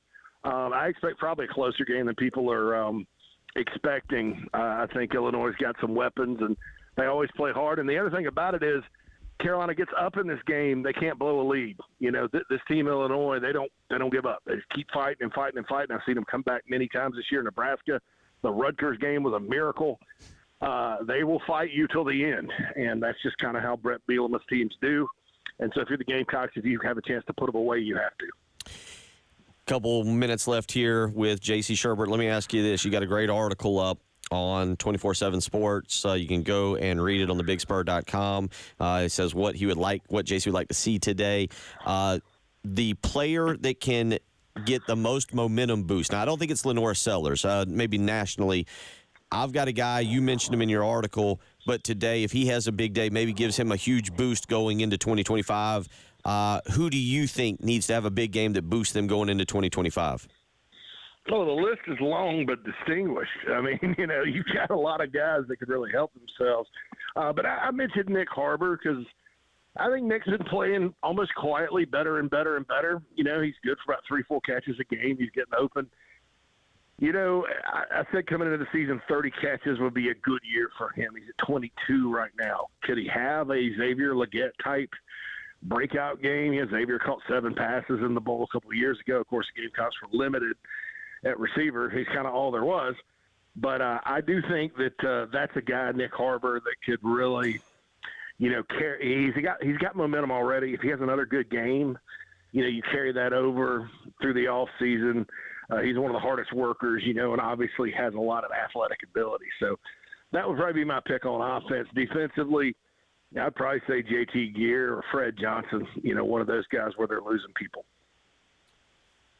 Final prediction from you. I know you got your show coming up at 9:30 later on this morning, Inside the Gamecocks, the tailgate show. But give us what happens today in Orlando. I think it's a back and forth game. I think with bowl games you always want to see who's crisp because there's been a layoff. Gamecocks are playing as well as anybody at the end of the year. You got to go down there and focus and play well. I know they'll be fired up to go out and play. But I expect kind of a closer game than people expect. My pick was Carolina 29, Illinois 20 at the end. Carolina, I think they'll win. I just don't know if the 10 points is a lot to lay in this football game. Lucky for me, in the state of Illinois, you cannot bet on in-state college teams. So I'm not going to get to play my $5 on my app today. But that's what I would do. I'd probably take the Gamecock money line, but stay away from that 10. JC, we always appreciate it. Definitely look forward. We'll catch up with you next week and revisit everything and look toward 2025. I know you got a lot going on today as well, but appreciate you taking out a few minutes to join us. I appreciate you guys. Thank you, and Happy New Year to both of you. Same. Appreciate you. Take care. JC Sherbet joining us today as we roll along. Gamecock game day, getting you up, getting you ready. We'll get back into some of the bowl discussion with Preston here as we roll along this morning. Well, you know how they say, things come full circle. We see Justin Stepp later today across the sideline. Favorite matchup of the game year. We'll let Preston get into a little bit of that today. Let's get messy. As we roll along, getting you ready. 3 o'clock today, Gamecocks and Illini. You can hear it right here on 107.5 The Game. You're listening to the early game.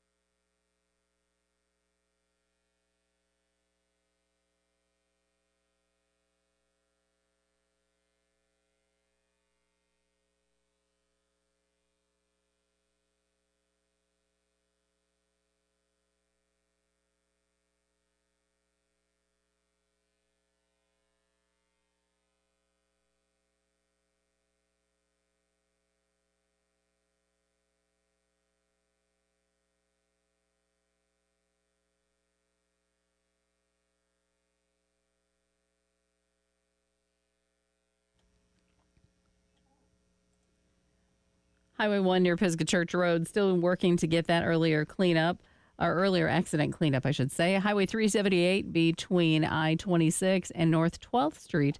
We also have a report of an accident. And looking at that forecast today, 70 is going to be great. A little bit warm and windy. Tomorrow, 59 will be our high, 55 on Thursday. Wednesday night into Thursday, we actually drop down to 29 in those overnight hours. So the mornings are going to be a bit chillier after tonight, so keep that in mind. But right now, it's not too shabby out there. It's a little bit cloudy, and it's gotten up to 47 on 107.5 The Game.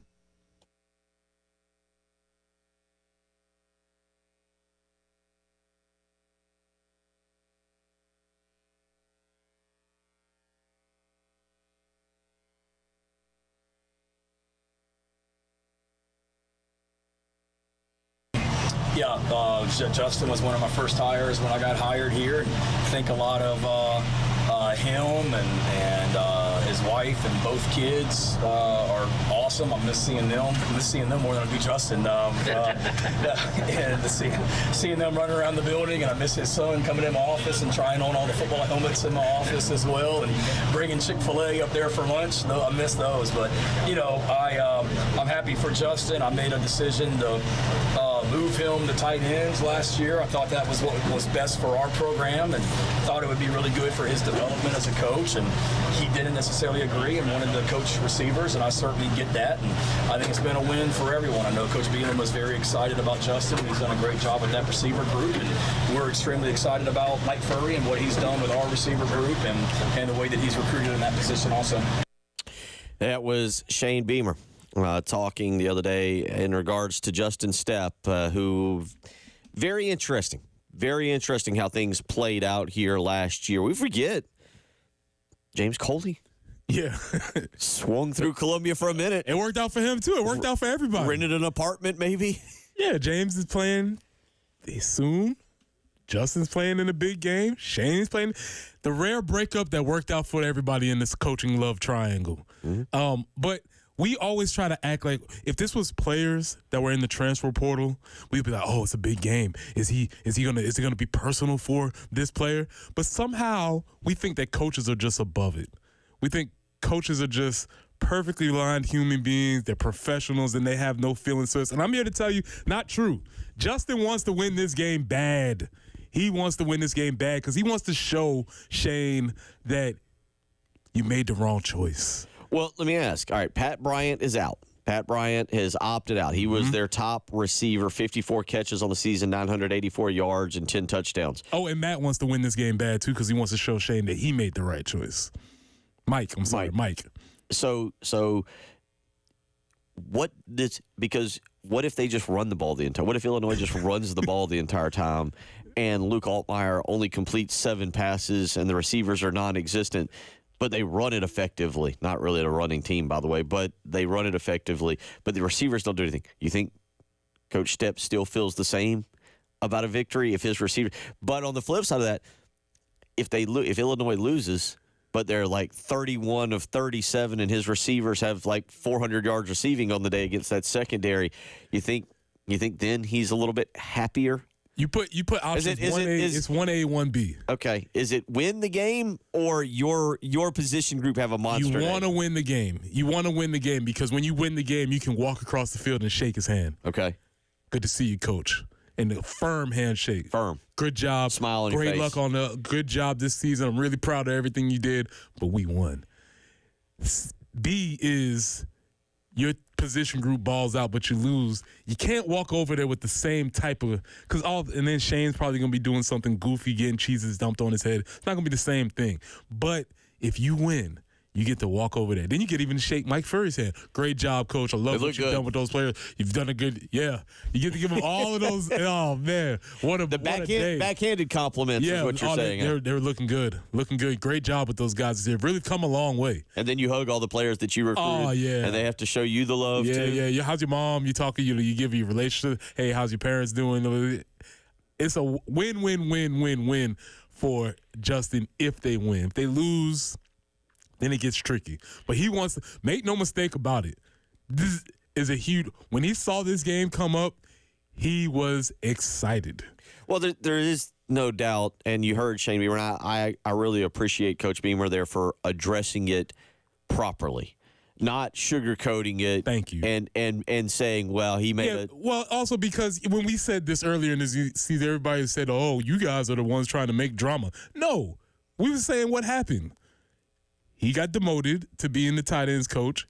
Although Coach Beamer did say, Shane did say, I thought it was best for his development. Yeah. I don't know what that means. Like I know what it means, but at the same time, I don't know what development means as far as, okay. Like, on the surface, it's supposed to mean you coach another position. You get more familiar with offensive line play. Maybe you familiarize yourself with the offenses.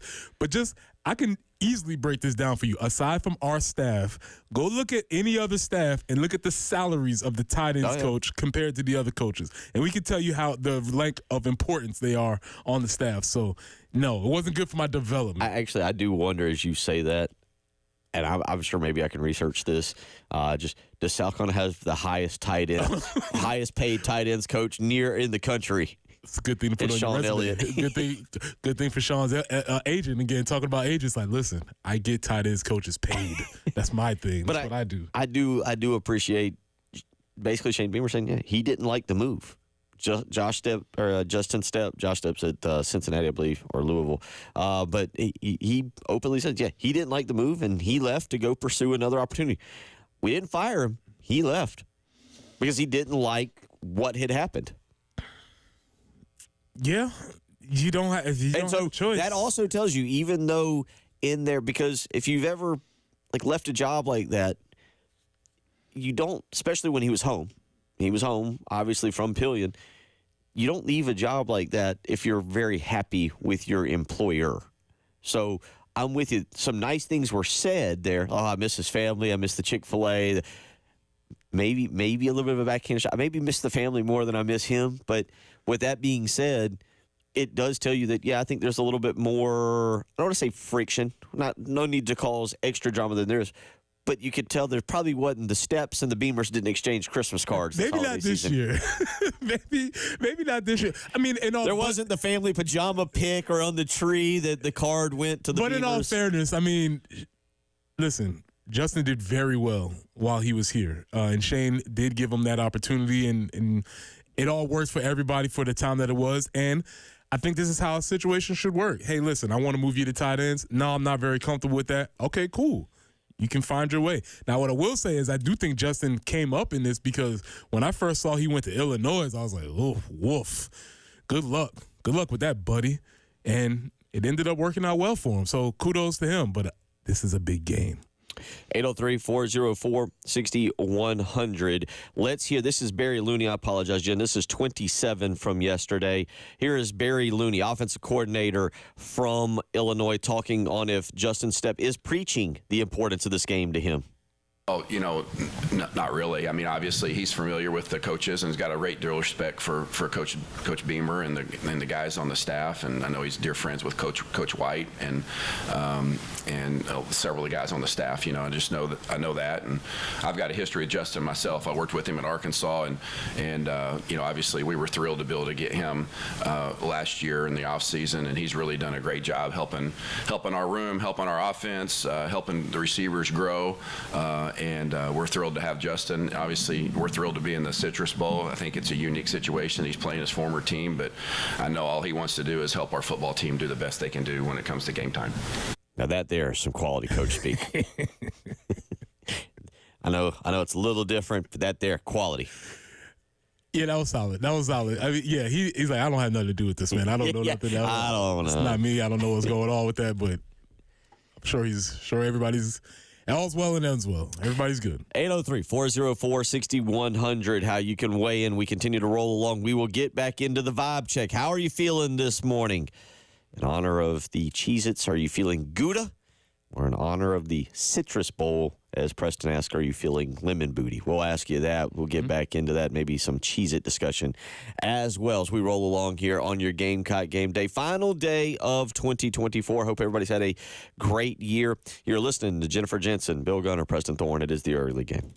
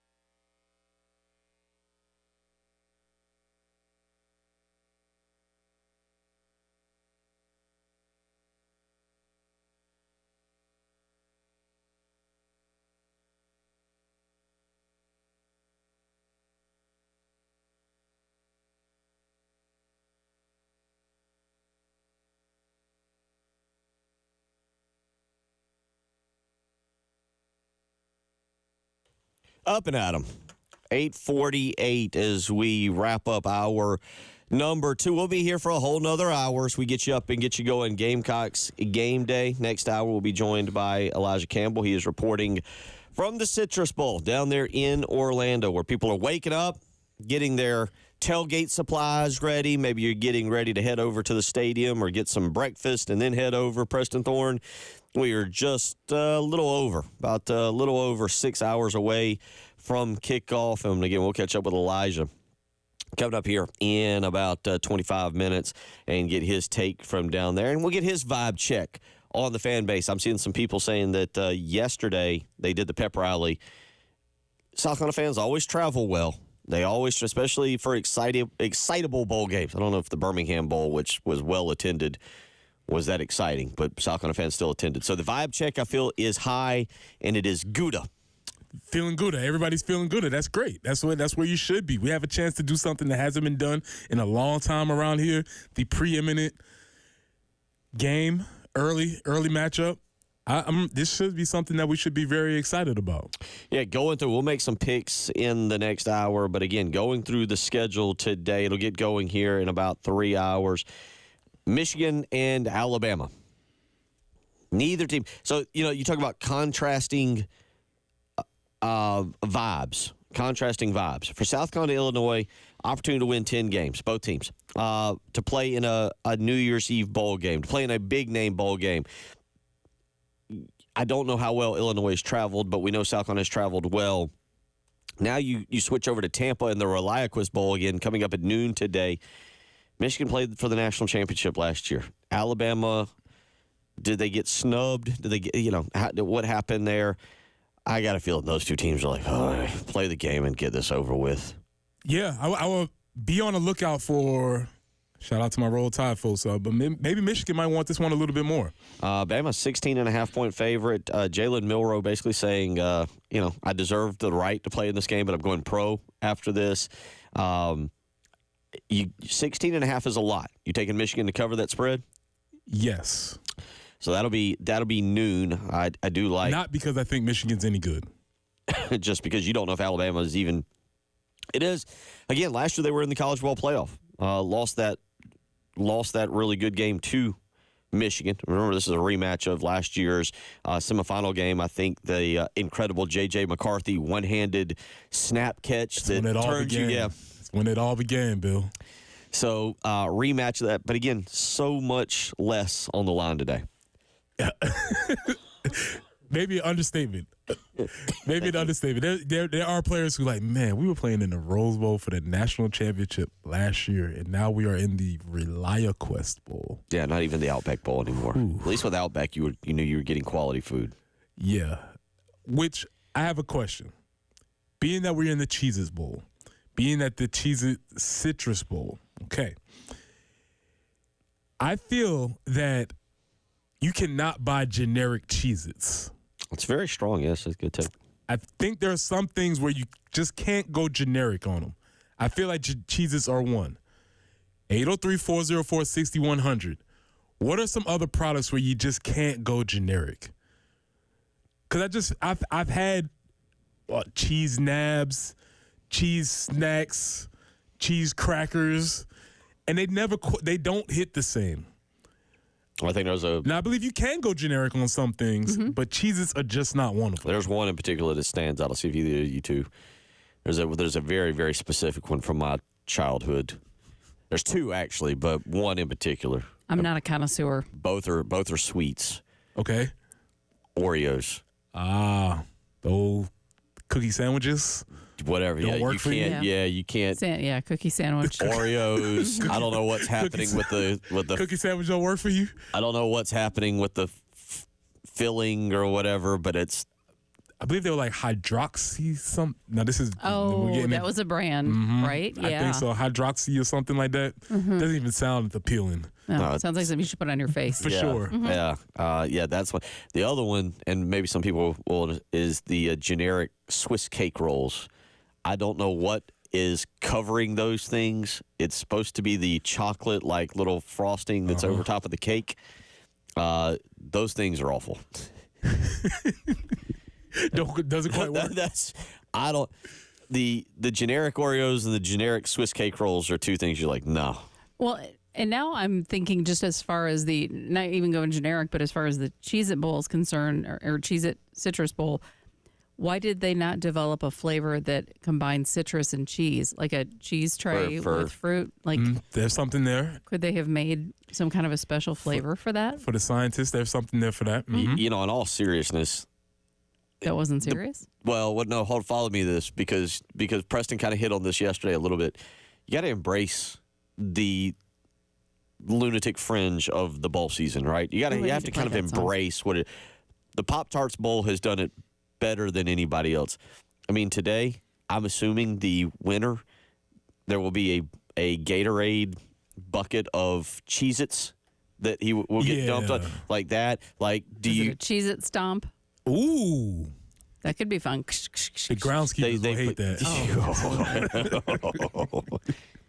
Jonathan, buddy of mine, Jonathan weighs in. You cannot go generic on cereal. Yeah, there's some cereals you just can't. You can't. Mostly, I feel like the generic cereal is cereal from the actual ones that sat out for 4 months. They were just like repackage it. It doesn't work. Cheez is just one of those things. Like it just can't. For me, Cheez and Wheat Thins. Oh yeah, can't do the generic. Doesn't work. We'll continue it. We'll continue the discussion. 1 hour to go. We're still around. We're not leaving you this morning.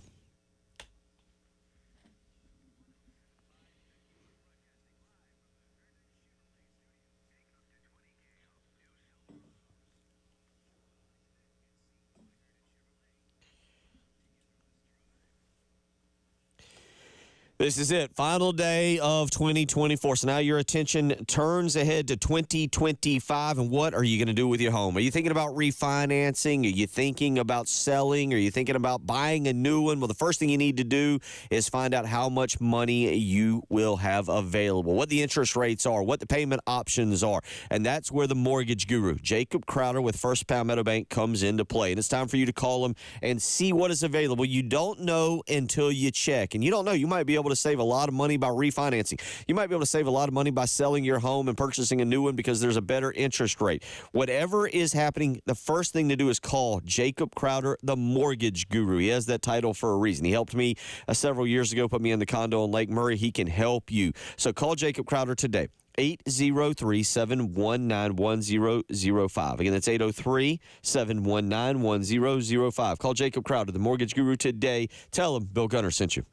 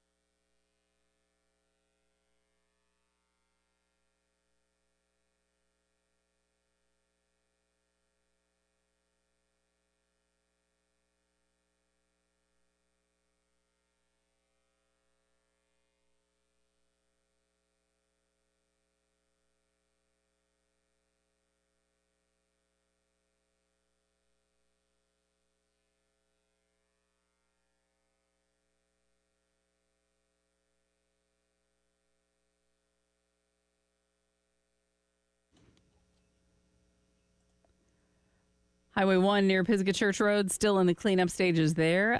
We do have a report of an accident, 321 near I-26. And that other tie-up, 378 between I-26 and North 12th Street. Going to be really nice today. We're looking for a high of 70, warm and windy. And tomorrow it drops to 59, a little bit breezy at times. Overnight low tomorrow night down to 29. So coming in to work on Thursday, going to be a little bit chilly. Thursday's high 55, and then the overnight low then will be about 33. But right now, a little bit overcast, 47 on 107.5 The Game.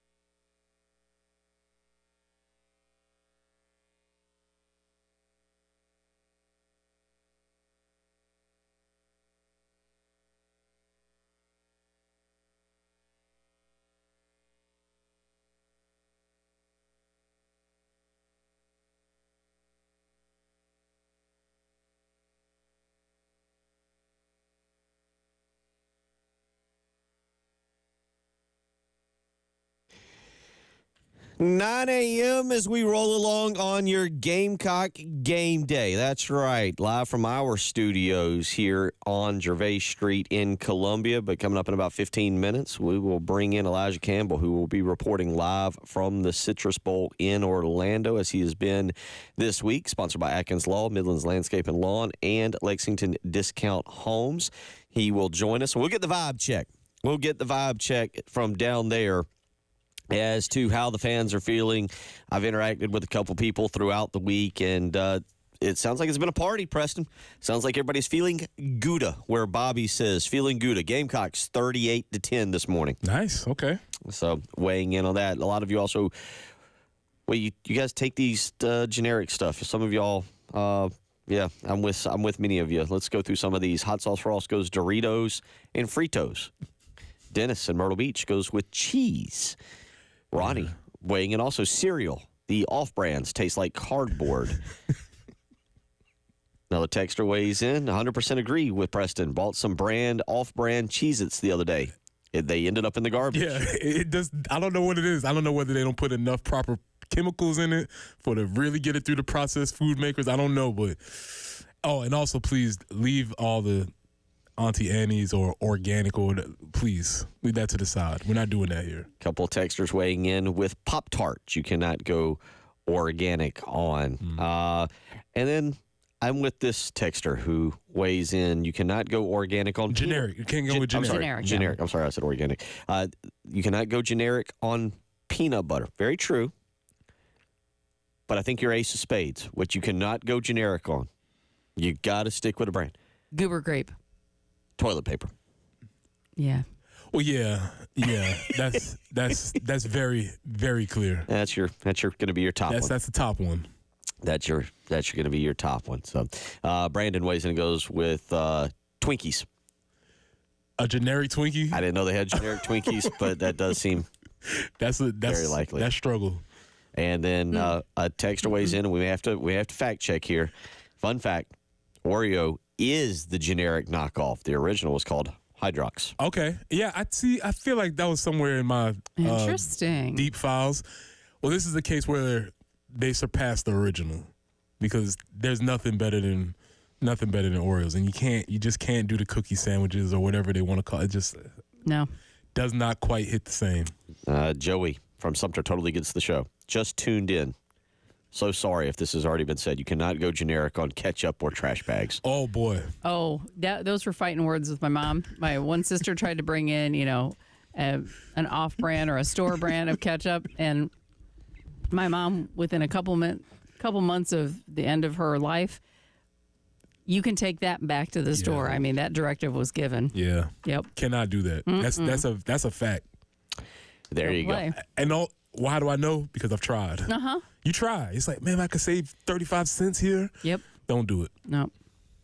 803-404-6100. So we've discussed everything today from generic knockoffs to the X's and O's of the game, Justin Stepp. We've even talked Lenoris Sellers. And I appreciate when our texters fully get the program.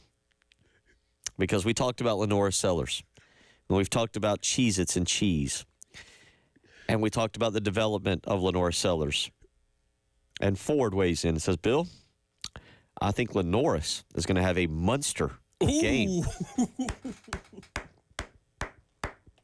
That one will break, instead of breaking the internet, that one will break the show. Uh-huh.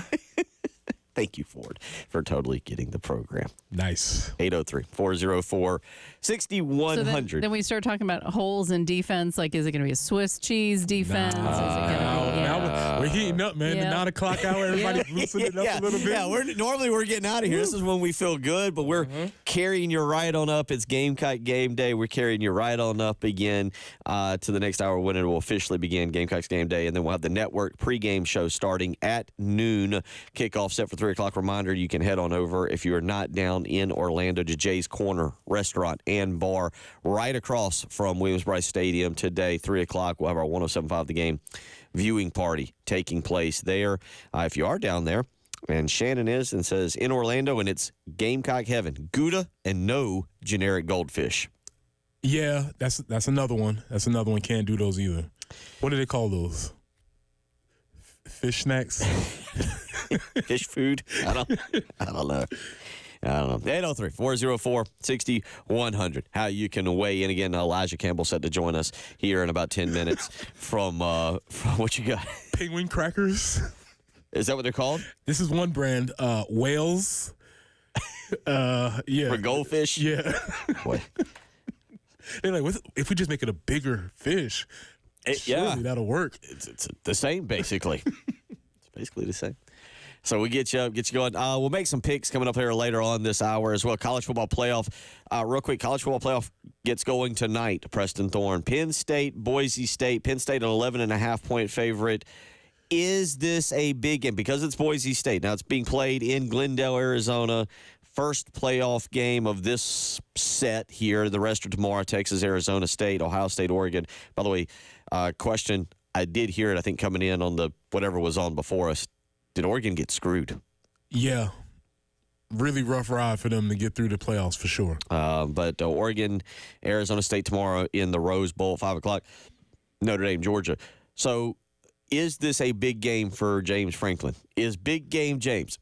If he wins this tonight, do we say he's won a big one? Unfortunately, no. No? And that's different. That's tough for him. It's tough because Bad break. He's in a bad spot here because this is a huge. It's a huge. If he game. loses, we're like, yeah, you can't win the big one. But if he wins, we're like, that one wasn't too big. Exactly. Tough spot for James. And, if you listen to this show, I don't have no love lost for him, but I do. My heart goes out to him in this one because he's expected to win this. And if they lose this one, this could be detrimental to him. It could. But I do expect him to win. 11.5 point favorite tonight. You expect him to win. You're taking Penn State? Yeah, I believe so. You don't think Ashton Genty gets the job done and they run over Penn State? Not enough. I don't think. I think I'm going to take Boise State. I think I'm going to take Boise State tonight. Yeah. James Franklin's going to do something. Remember, he does. He's going to do something dumb. Because he tried to do it last week. He did against SMU. They're up 14-0. Their defense is controlling the game, and he goes for it at like the 20. And Kelvin Jennings couldn't throw the ball to his team if his life depended on it. And so thankfully, Kelvin Jennings can't save the day and turn the momentum of that game. People forget SMU's got the ball there early on. They go for it on fourth down. If he makes a good throw, they're up 7-0, and maybe that game's different. But yeah, at the same time, it's. James Franklin will be in this game and will do something. He'll go for 2. He'll go for it on fourth down. He'll make the offensive coordinator throw a pass on 4th and 1 when they're running. And Ashton Genty, I think, takes advantage. And I think Boise State wins tonight. Well, you talk about the lemon booty. I can see this game going further and further, and James getting more and more nervous as that narrative starts to play in his head. He's a human being, so the idea, like, man, I can't win the big one. I need to do something. Let me do something spectacular here. I didn't think about that angle. That is a possibility. Right, Boise, I I know Boise's fired up, but it actually feels like Boise is more prepared to be in this situation than Penn State because of James Franklin. So we will talk more about those playoff games coming up here in just a little while. But up next, we'll be joined by Elijah Campbell. He is down in Orlando covering it for us here. It is sponsored by Atkins Law, Midlands Landscape and Lawn, and Lexington Discount Homes. Elijah's social media updates have been sponsored by Lexington Med Ortho this week. We'll talk with him, cut up with him, get the vibe check, Preston, and also find out about his disdain for all. He's young, though. Elijah's young. He might live in the off-brand category right now. Now he is in prime off-brand category that's where you get all your knowledge from. You're like, I can't do this anymore. He might be living in off-brand category. We'll find out with that and get a take on what's going on down in Orlando when we come back. You're listening to the early game.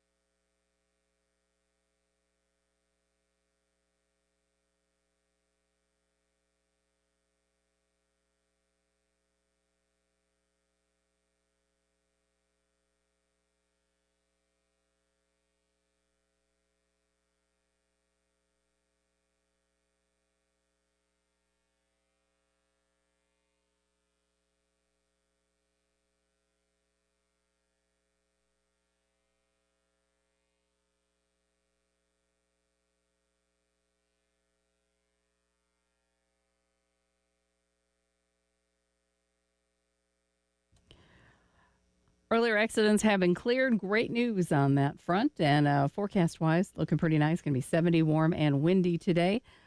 Tomorrow, cooling down a little bit, 59. On Thursday, it'll be 55, but it's warmed up a little bit right now. It's 49 on 107.5 The Game.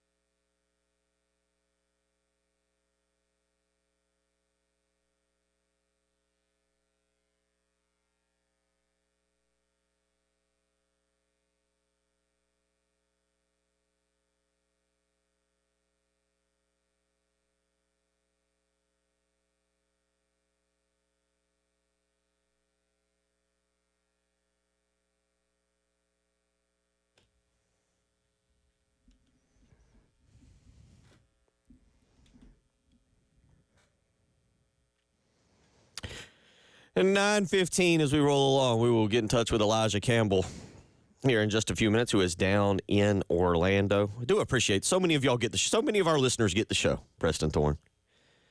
And that's why we appreciate y'all. Seriously, man. It's been a great year. Happy New Year's to everybody, man. And thank y'all for tuning in for us and making our days fun to come in here and run our flappers Cut up.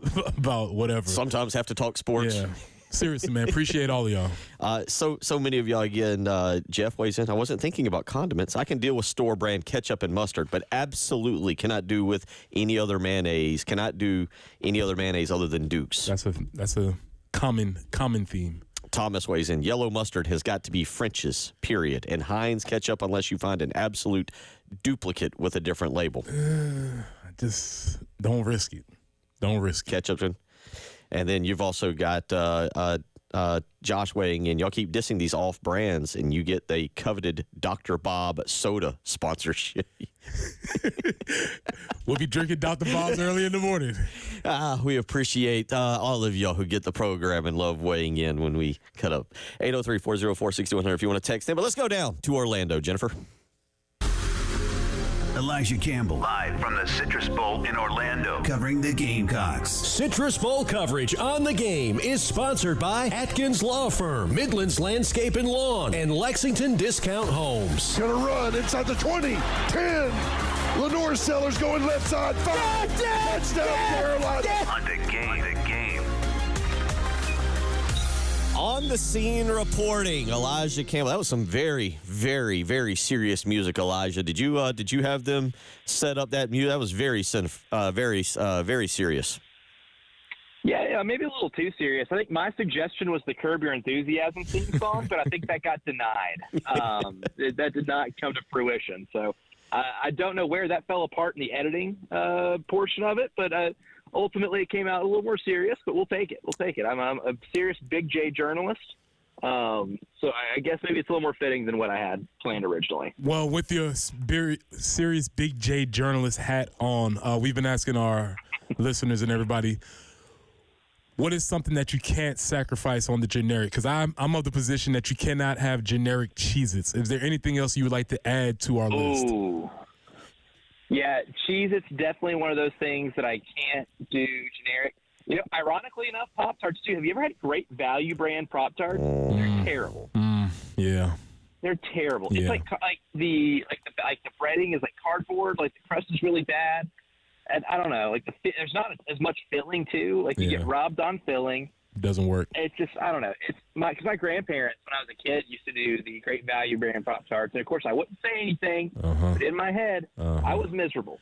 It was terrible. It wasn't the same. Not the same. Got to be honest. You really hit on something. Oftentimes, that's where you run into the generics. Yeah. At Papa's. Yeah. Bananas. Yeah. And it's like, They don't know what you like. They just kind of show up. They go to the grocery store, and they're like, oh, he probably likes he, she. They like Pop-Tarts. Yeah, whatever. Who cares? Yeah. These are Pop-Tarts or, Oreos. Like generic Oreos actually aren't as bad I mean, I've had Great Value brand Oreos. Used to be a staple at the Southern Baptist Church my dad made me attend as a kid. Mm-hmm. And I think I kind of got Stockholm Syndrome into accepting those. By the way, after a while, they were fine. with big journalism, I was doing the research. Those are called twist and shouts, by the way, in case you didn't know that. Twist and shout. Yeah, just in case you needed to know that. Preston, I think I had my last twist and shout at like 7 years old, so I definitely would not have remembered that was the name. Preston has kept us updated on all the generic off-brand names today. Goldfish, I believe, were whales. Mm-hmm. So yeah, we've done that. Well, speaking of not being off-brand, that is the South Carolina fan base. What is the vibe check? Preston has asked earlier in the program, vibe check. Are you feeling Gouda, or in honor of Cheez-It or Cheese, or are you feeling lemon booty in honor of the Citrus Bowl? Yeah, you get the point. What is the vibe down there? I've talked with people. I've texted with some people who have made it sound like the vibe for South Carolina fans is very strong down there. It's Gouda with a capital G, Bill Gunner. It's great. I think it's exciting. I think it's about as amped as you can be for a non-playoff bowl game. I mean, there's a lot of enthusiasm. Looking at some of the videos, I wasn't able to attend the pep rally yesterday because it was going on, during my program. But I was, looking at videos, and I was talking to a lot of people at the media hospitality last night. And Jeremiah Donati, the AD, was there at the pep rally too. A ton of fans. I was surprised to see how many fans there actually were at the pep rally. Like, I'm not surprised to know that South Carolina is going to bring a ton of fans to the game. I was surprised there were that many fans at the pep rally, and that's, I think, just goes to show exactly where this program is right now. How exciting it is to be in a bowl game like this when. Fellas, this time last year, we were 5-7 and talking about, what you need to do in the portal to try to get back into a bowl game, not just any bowl game. But now you have a chance to get 10 wins. I think that's not lost on anybody in this fan base. There's a lot of gratitude going around. I think that's what makes a day like today incredibly exciting, and I think everybody's all bought in. You mentioned the fan base for the pep rally, 2-1, 4-1. 50-50, what is the South Carolina to Illinois fan ratio? From what I've been able to gather, from being in Orlando, I would say it's about 3-1. For every three South Carolina fans and T-shirts, I see one Illinois. Illinois brought some, but I expect it to be predominantly South Carolina today. And I ask that because you get the sense that today could be more of a South Carolina home game in Orlando than the crowd noise could play a little bit of a factor on Illinois with the Gamecock defensive line maybe being get after Luke Altmaier. Yeah, I think there'll be a little bit of a crowd noise advantage. How much of one? Not sure, but there'll definitely be a larger contingency of South Carolina fans, and so the third downs in this game, you might have a little bit of a louder crowd noise for Altmaier having to change plays at the line of scrimmage and all that fun stuff. But if there's a team that's going to have a home field advantage in terms of just friendlier crowd environment, it's definitely South Carolina. That one won't surprise me at all to go in there and see. Now, I mentioned this yesterday, I think, when you got off air and we were talking about the Pop-Tart Bowl. Have you seen any lingering Miami or Iowa State fans still just roaming the grounds down there? Unfortunately, not one. They're not built different. Well, Miami only shows up when they're winning, so they lost. So I get why their fans, the attire has been put away. Now it's Dolphins, I believe. Or for the first half, at least. Apparently you can check out after the first half. So I think some of them went home at halftime. What is the plan? What is the plan for today down there? What kind of festivities are taking place in terms of anything prior to the game, and give us also a weather update from wherever you are currently located? So as far as I know, they're still doing a Gamecock walk. I can't remember what time. I need to look back up what time it was. I was talking with Jordan Kay from the state last night, who did a really good job reporting on those type of festivities. The Gamecock walk is going to happen at Camping World Stadium, so if that's something that you normally attend at South Carolina games, at Willie B, you can do it here at Camping World Stadium. So, that kind of goes back to your point, Bill, of, we're trying to make this as much of a home game for South Carolina as possible. And right now, in terms of the weather, a little overcast right now, very breezy. Yesterday, it was hot at this time. Like it was in the mid 70s, touched 80 earlier, but 68 right now. It's really breezy. I'm sitting outside right now, and a short sleeve T-shirt and sweatpants. It feels great, but a little overcast right now. I was talking to Kent Reichert from the communication staff last night, and he's like, I think it might rain a little early, but I think by the time we get to game time, we should be good. And the forecast I'm looking at right now, by the time we get to game time, there should be, no rain. So for those who remember the 1996 Citrus Bowl between Tennessee and Ohio State, where the field basically flooded, and it was one of the grossest football games maybe in the history of the sport, we're not going to have that today. By the time we get to kickoff, there'll be no clouds. I mean, it'll be 80 degrees and sunny. So we will get a quintessential Citrus Bowl backdrop here. On location reporting, Elijah Campbell down at the Citrus Bowl. It is sponsored again by Atkins Law, Midlands Landscape and Lawn, and Lexington Discount Homes. And, of course, you can follow Elijah throughout the game for social media updates. That's sponsored by Lexington Med Ortho. So I want to go back to the vibe check there. Have you run into a South Carolina fan who doesn't think that South Carolina's going to win by 2 touchdowns? Because Preston and I talked about it. You had basically all the ESPN guys, I think it was last week or whatever the last game day they did, pick South Carolina. They bragged about how South Carolina maybe got snubbed out of the playoffs and they're maybe playing as hot as any team in the country. It's been a month of love. Gamecock fans are fired up. Lenoris Sellers, with a good performance today, they may just go ahead and hand him the Super Bowl MVP trophy. Not the Citrus Bowl, the Super Bowl, the actual Super Bowl. The Super Bowl, yeah. I heard the Lombardi's here. It's hidden here somewhere. I haven't seen it, but I'm hearing rumors. I'm hearing all types of stuff. But I mean, I honestly ask you this: like, as you were kind of making your way and doing everything yesterday, like the level of confidence on a scale of 1 to 10 is like 27, right? Oh, we're breaking the scale. This thing's broken. I mean, everybody I've talked to, I think everybody's picking South Carolina, and I think the only human being that I know that has this thing as a 1-score game is Jay Phillips, like the only one. And I think he's convinced that this thing is going to be a Big Ten absolute slobber knocker in the trenches, and I think that's the only reason why he thinks it's going to be a 1-score game.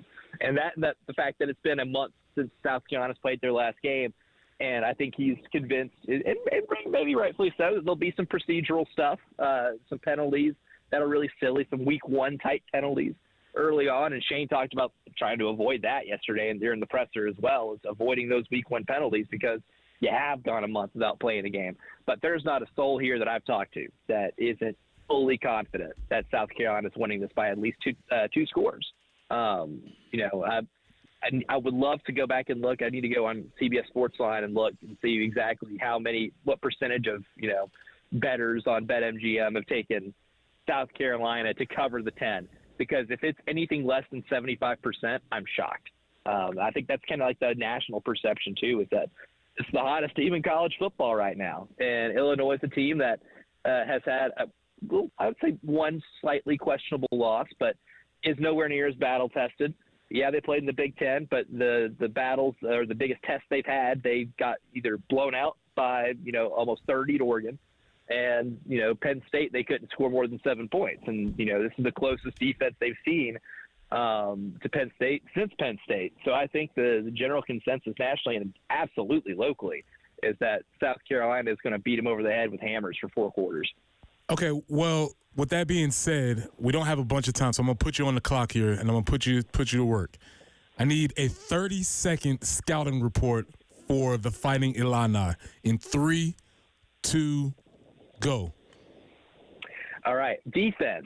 Good front 7 can get pressure to the quarterback, but they can also be susceptible to giving up stuff through the air.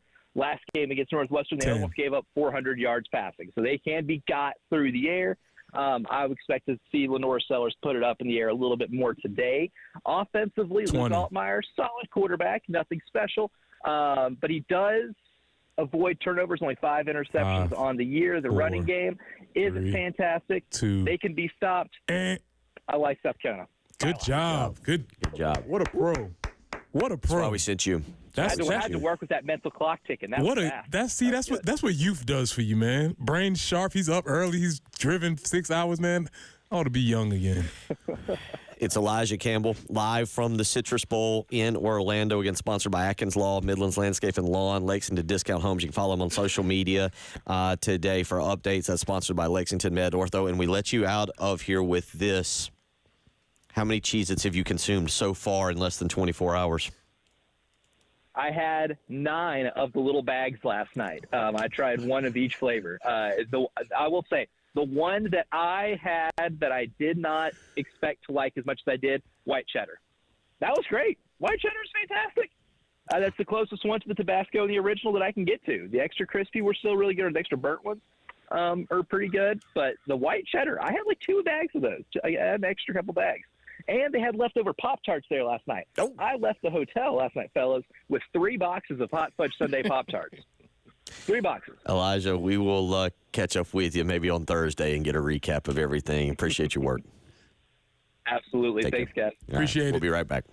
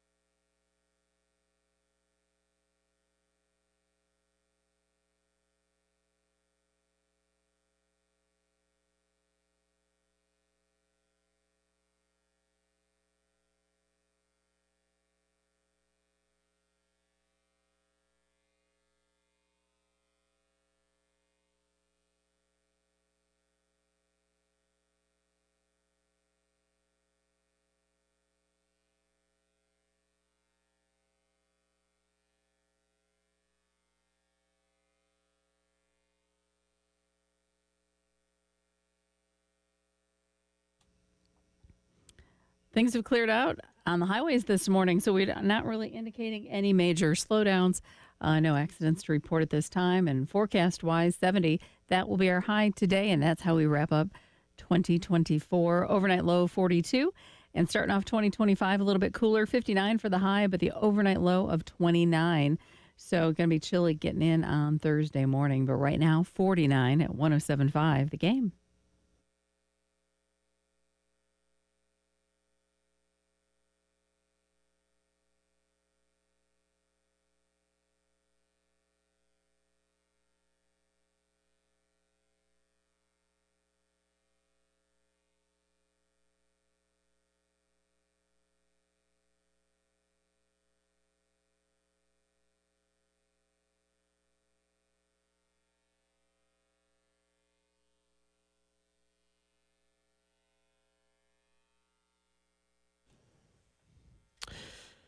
Couple things coming in here on the text line. Text always in the South Carolina Air National Guard will be doing a flyover for the bowl game today. Should see 4 F-16s fly over before the game. Always awesome.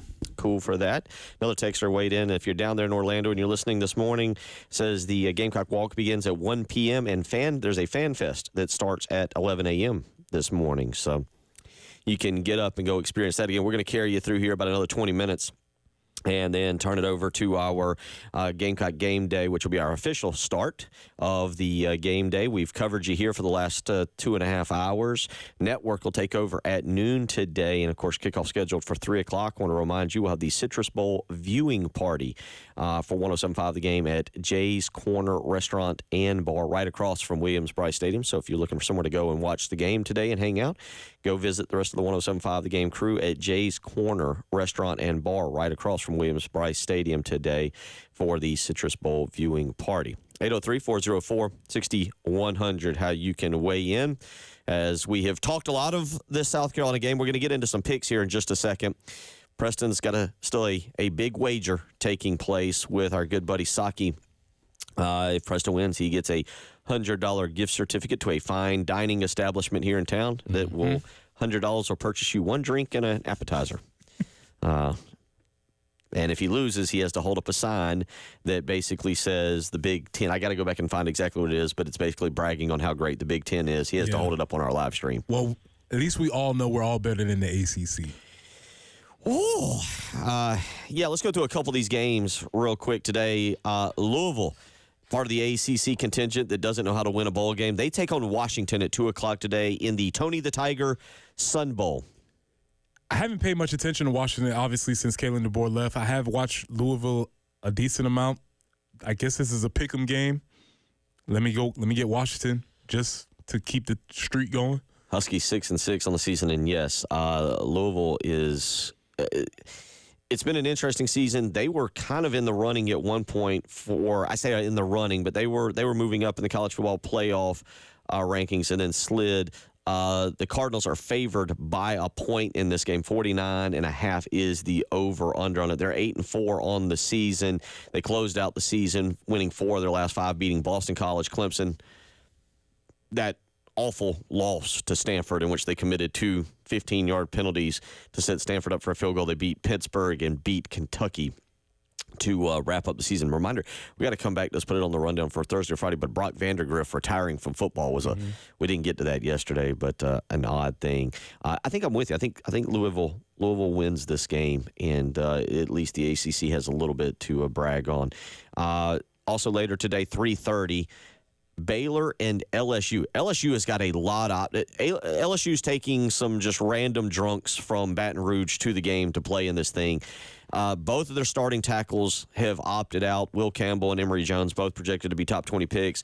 Their star tight end, Mason Taylor, is out. Wide receiver Kyron Lacey is out. Safety Major Burns is out.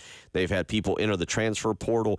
Remember last year when everybody wanted A.J. Swan from Vanderbilt and he went to LSU? He's back in the transfer portal now. They've had a couple other key players into the transfer portal. It's Baylor's a 4-point favorite today. And by the way, Baylor, basically no opt-outs. Dave Aranda up from the dead almost. Up from the dead, finished the season very, very strong as well, just hammering Kansas in the season finale 45-17. That's interesting. Yeah, Brian Kelly doesn't strike me as a guy that you want to hang around more than you have to. So He doesn't feel like he'd be fun. And I can see a lot of guys opting out of that one. Yeah, by the way, they're in Texas for that bowl. They're in Houston at NRG Stadium. It feels like LSU's on the verge of things like exploding there with Brian Kelly and his players. Like, it feels there's a culture clash. He's going to need to go back to the Northeast somewhere. Or it feels odd. It felt weird from the get-go, and it feels like that thing is on the verge of imploding because of his personality is not meshing with that program. Agreed. And who would have saw that coming? Yeah. Tonight, 7:30, Penn State and Boise State. You're taking Penn State to win, Boise State to cover. Yes. I'm going Boise State straight up on this. By the way, and we got hit up with a text who yelled at me. Jim said, "Big game James is James Worthy." It's not James. I totally agree with that.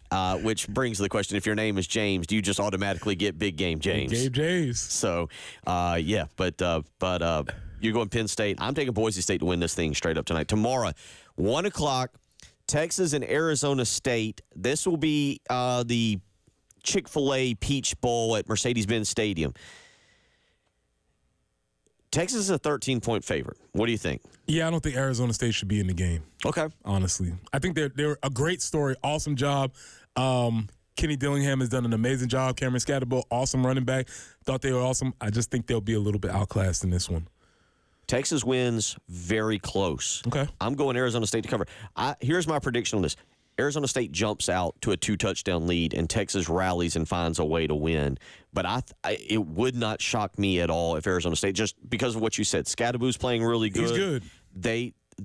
We're overlooking them, and we're being like, but Arizona State finished really strong in the season. It goes to show you how important having a coach and a leader in a program is, because that program was left for dead by Herm Edwards, and Kenny Dillingham has gone there and really brought them back. So congratulations to them on an awesome season.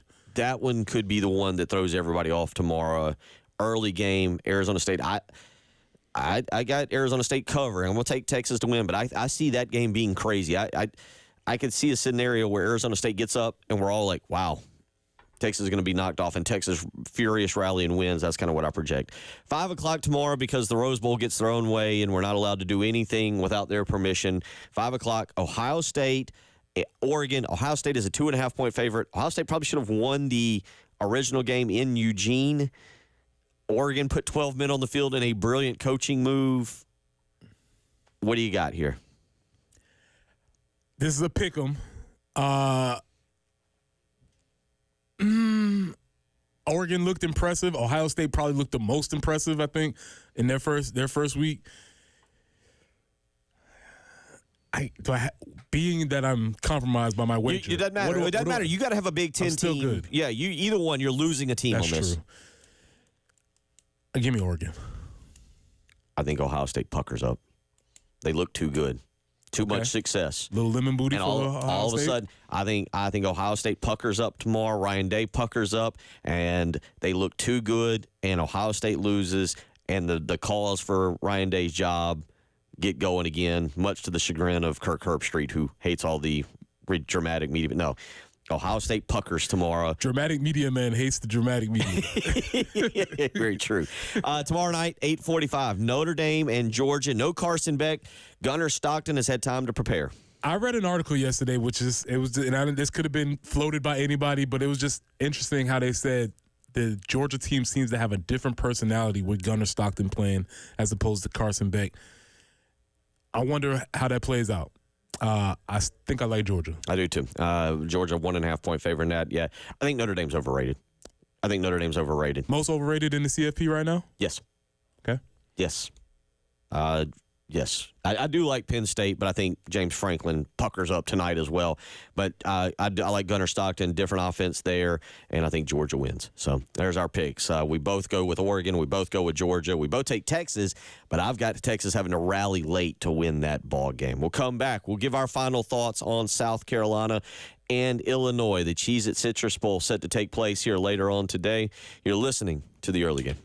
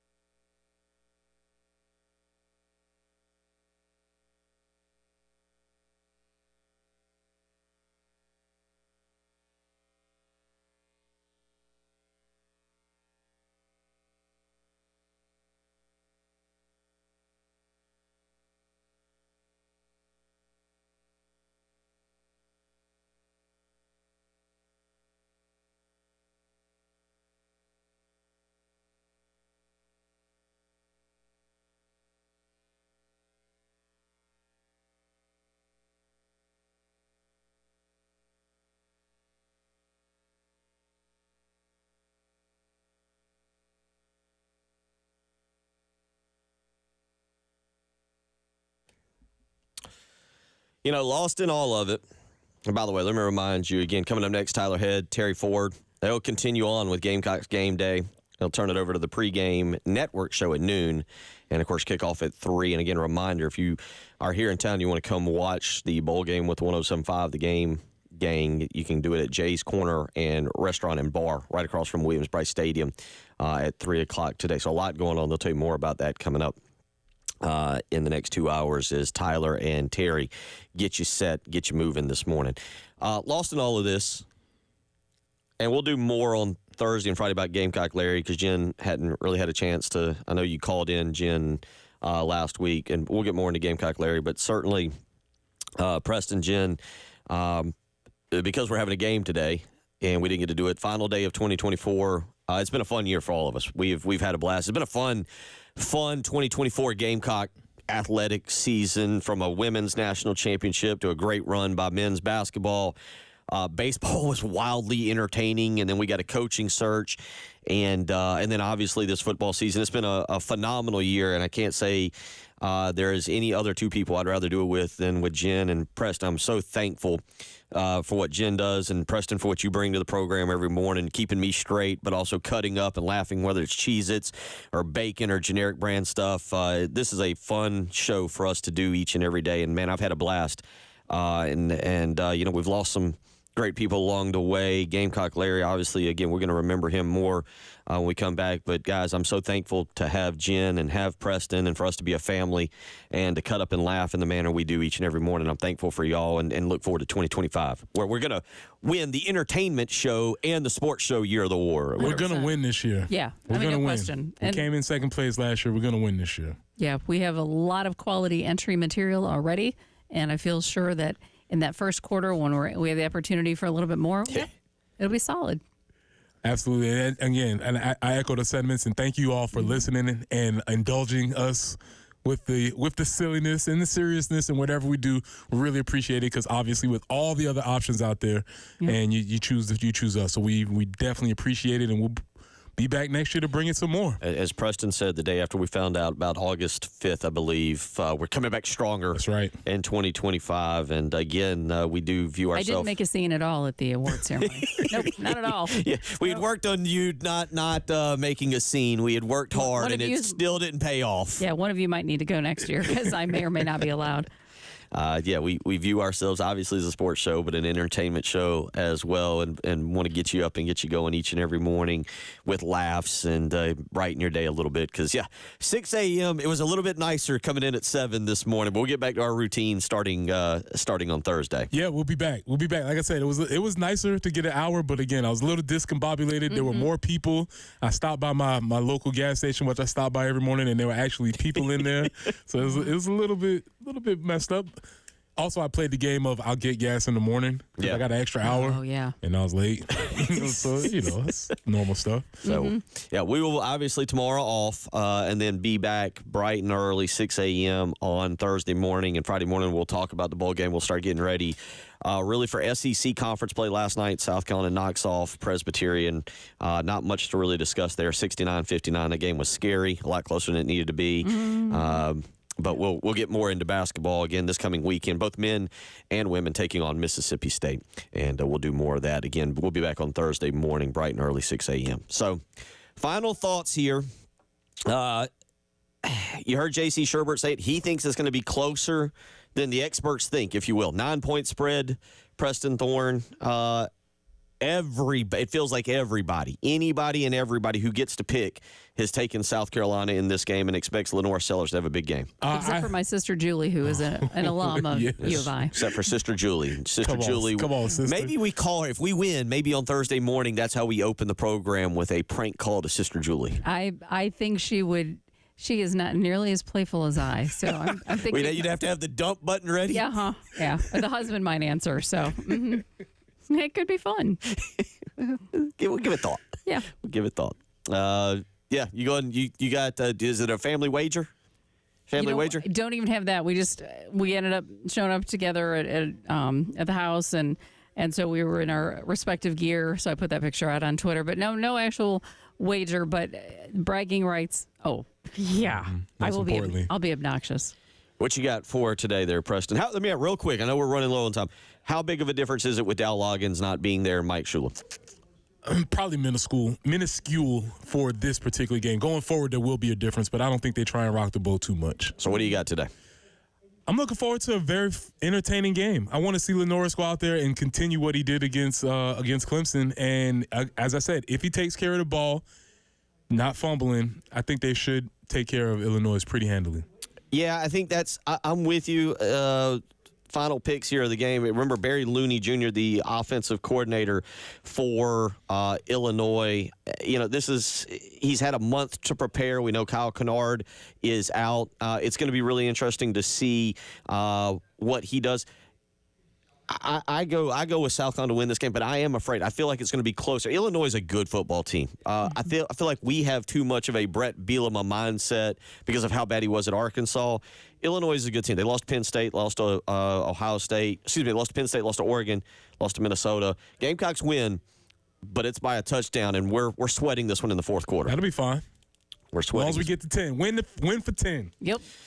Be safe tonight. Come back tomorrow. Come back Thursday with all 10 fingers. Big goal there. Fireworks tonight. Don't keep Jen's dogs up either. No, please. Thankful to have y'all. What a fun 2024. We'll see you in 2025. Yep.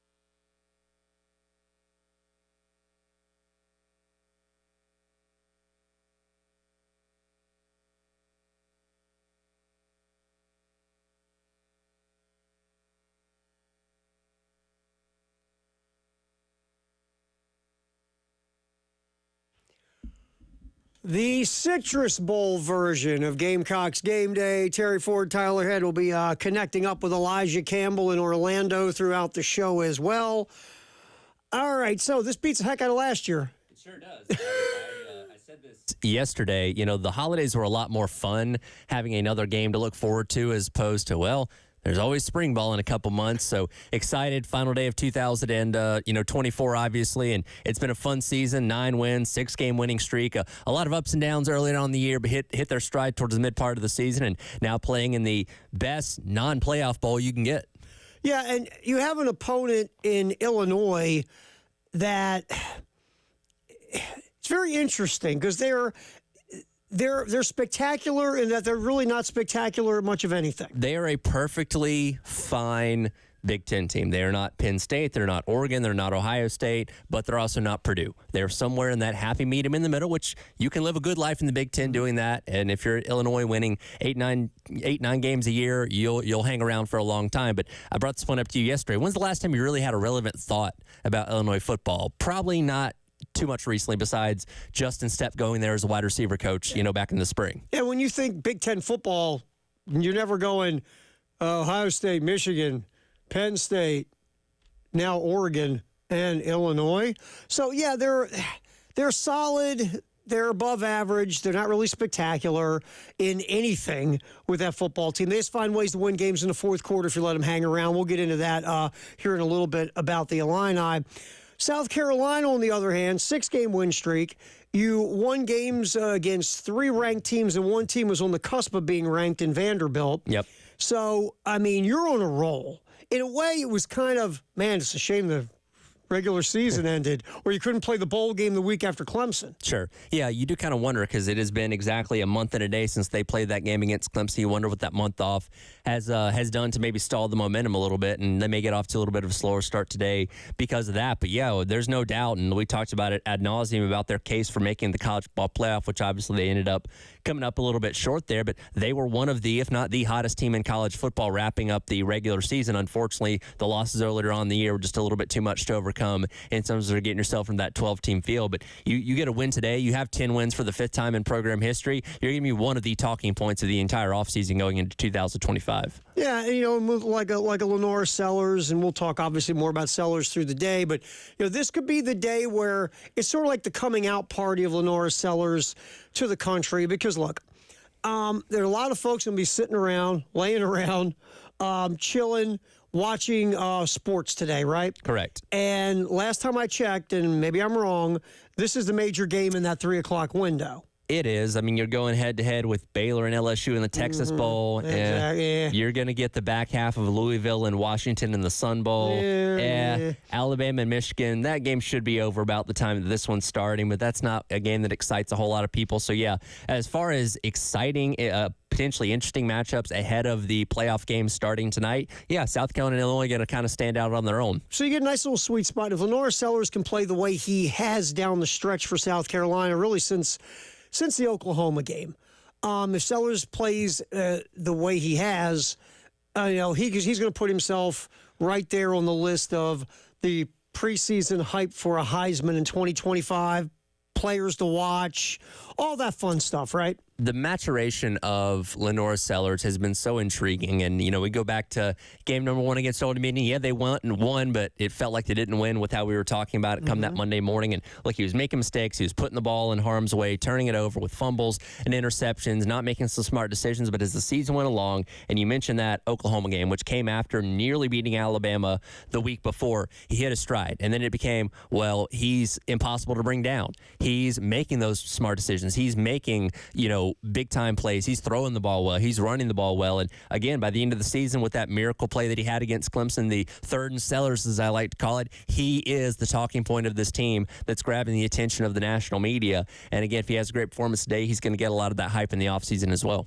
You went from really making the mistakes down the stretch that hurt you in the Alabama game, which Sellers did, to being the playmaking difference in victories over Texas A&M and Missouri and Clemson. Yeah. The maturation and development in front of us before our eyes as the season has gone on of Lenoris Sellers has been just really fun to watch. Now he does still need to be careful when he's holding on to the ball. Yeah, because he's got one of those a game. He's got one of those a game, it seems like. So you got to be careful. This is a very opportunistic Illinois defense you're going up against today, so don't give them any free passes by any means. But yeah, it's a night and day difference that Lenoris Sellers in game number 1 compared to game number 12, and hopefully we see another magical and spectacular performance today. And we're going to get more into this later on through the show. It feels like this, that South Carolina is the better football team. Look, it's been a month since the Gamecocks have taken the field. Sure. Bowl games are goofy. Sometimes you lose a bowl game, you should win, and sometimes you win one, you should lose, and some things just don't make any sense because it's a kooky bowl season. But South Carolina on paper is the better team. And it feels like that South Carolina being, a 9-point favorite right now? Yeah. South Carolina has to really beat themselves today. It seems that way again, and we'll get into it in a little bit. Illinois is going to be down their best wide receiver, and Pat Bryant opting out of this bowl game. They don't have any superstar players that you look at and say, wow, you really got to look out for this guy. Solid players, throughout the team. Luke Altmaier is a very solid and capable quarterback, but nobody that really blows you off the page when it comes to looking at the stats and breaks down of this Illinois team. So if Carolina can mind their P's and Q's and not hurt themselves, they should be fine today. Yeah, look, it's one of those things where with Illinois, just like I said to you yesterday, Illinois is a team that you play them, and then when the game's over, you go, how'd we lose? Yeah. Why? Because they're solid. They're a team that's very methodical in what they do, and they know who they are. They don't beat themselves. They don't commit a lot of dumb penalties.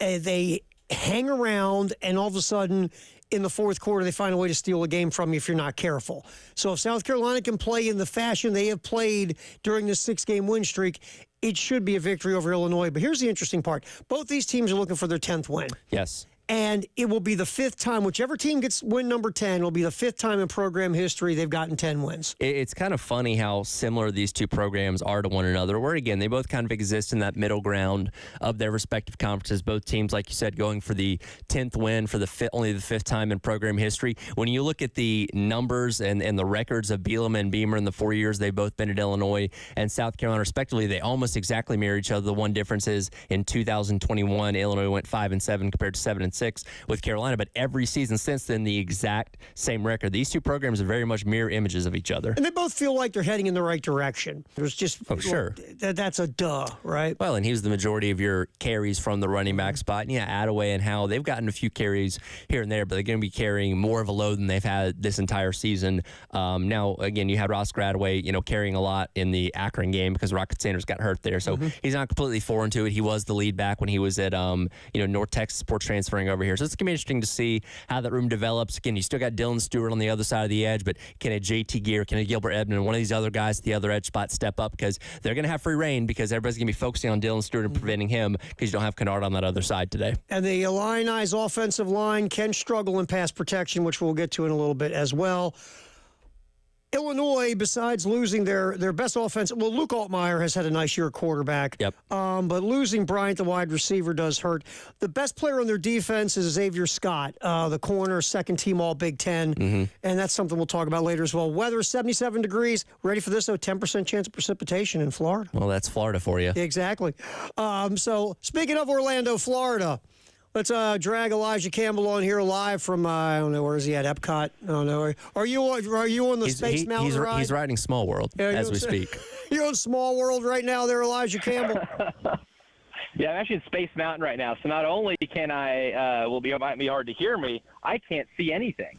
It's dark in here. By the way, Space Mountain, I was in the line from hell in Space Mountain. It was like a 2-hour. Oldest ride, longest line. But the funniest thing was, I was talking to Doug Flutie. Really? Doug Flutie. Well, I was sitting there in line, and you're standing there, and you start talking to people, right?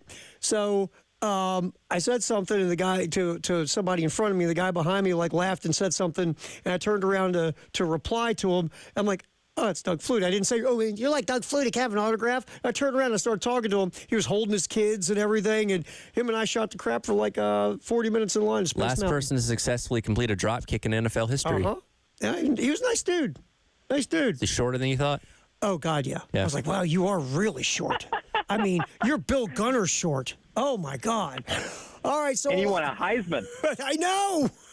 All right, Elijah Campbell, give us the vibe of South Carolina during Citrus Bowl week. Optimistic and very enthusiastic. I don't know anyone that's associated with the program and that's, here making the trip from the great state of South Carolina that doesn't feel like they're winning this game. This feels like it is a celebration of getting win number 10. It feels very confident, right? And I think we've all agreed, rightfully so, right? You're the hottest team in college football.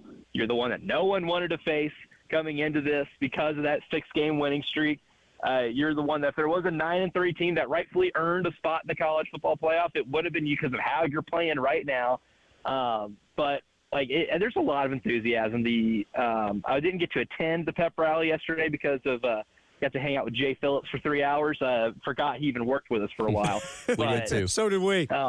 We all did. It was news to all of us. But I've talked to people that were there, looking at the videos. It was an electric atmosphere. They played Sandstorm. It was a legitimate pep rally. A lot of people there around the Orlando area. I've seen a lot of people in South Carolina gear. I think I estimated on the early game this morning that it's about a 3-to-1 ratio of South Carolina fans to Illinois fans that I've been able to see. Clearly anecdotal evidence, but also I think it will be a South Carolina heavy crowd over at Camping World Stadium here in about 5 hours. And Terry just brought this up a moment ago. It feels like, South Carolina, and Illinois probably feels this way too, is kind of on an ascension where, again, a year ago, you're not even in a bowl game. This year, you're playing in the Citrus Bowl, just barely missing out on the college football playoff. So I think everybody views this potential 10th win today as a statement that Carolina is continuing to head in the right direction and hopefully will one day soon be in the same conversation as the Georgias, as the Alabamas, and teams at the top of the SEC. Yeah, this is a step, right? Being able to, let's say with Shane Beamer, right? He got to bowl games early in his tenure, especially in that first year even, with, a team that was held together by duct tape. Made a bowl game the first year, won the bowl game, was able to get to a bowl game the next year and beating, Tennessee and Clemson to end the year to do so. So that's a step. You're beating teams that were legit national championship contenders and ending their seasons. Had a setback last year, but you bounced back from that setback by getting 9 wins, potentially 10 wins on the season, right? And that is something, again, we've been saying this ad nauseum on this radio program, is that's only happened 4 times in history. The best coaches in this school's history have gotten a 10-win season, and Shane can get himself in that discussion. Once you get to that 10 wins, the next step is college football playoff, and I think that's something that's really exciting for this fan base to get to discuss, is being one step away from the college football playoff. Considering just last year we were talking about what can this team do to get back into a bowl game in general? You were 5-7. What can you do to make yourself feel good about this program? And not only do you feel good about this program, like you said, Tyler, they're ascending. You're in a spot right now where you can be you're on the outside looking into the college football playoff, and you're getting back to that, that theoretical door the teams talked about early in the year, that you were so close to winning some of these big games. You just had to kick that door down, and they did, to the tune of 6 straight wins. And I would say beating Clemson again on the road was another example of kicking that door down. The next door you have to go kick is the college football playoff. And I think if you're able to get a win today and be 10-3, and you're able to supplement yourself, continue to supplement this team really well in the transfer portal, then you're going to look at a team that's top 25 next year with aspirations of trying to get back to this spot. And I don't think there's a lot of people that are going to second guess at this time. All right, we will come back and go, we'll rewind a little bit. The last game South Carolina played about a month ago, but it was a good one, going upstate and beating the Clemson Tigers. Terry Ford, Elijah Campbell, Tyler Head, Elijah, of course, from Orlando. We are rolling Gamecocks game day. We go till noon, then Chris Miller and the network folks take over. Kickoff at 3 with Todd and Tommy from Orlando, the Citrus Bowl. South Carolina taking on the Illini of Illinois. We'll come back. Go down memory lane of the victory over Clemson next on Gamecocks Game Day, right here on 107.5 The Game.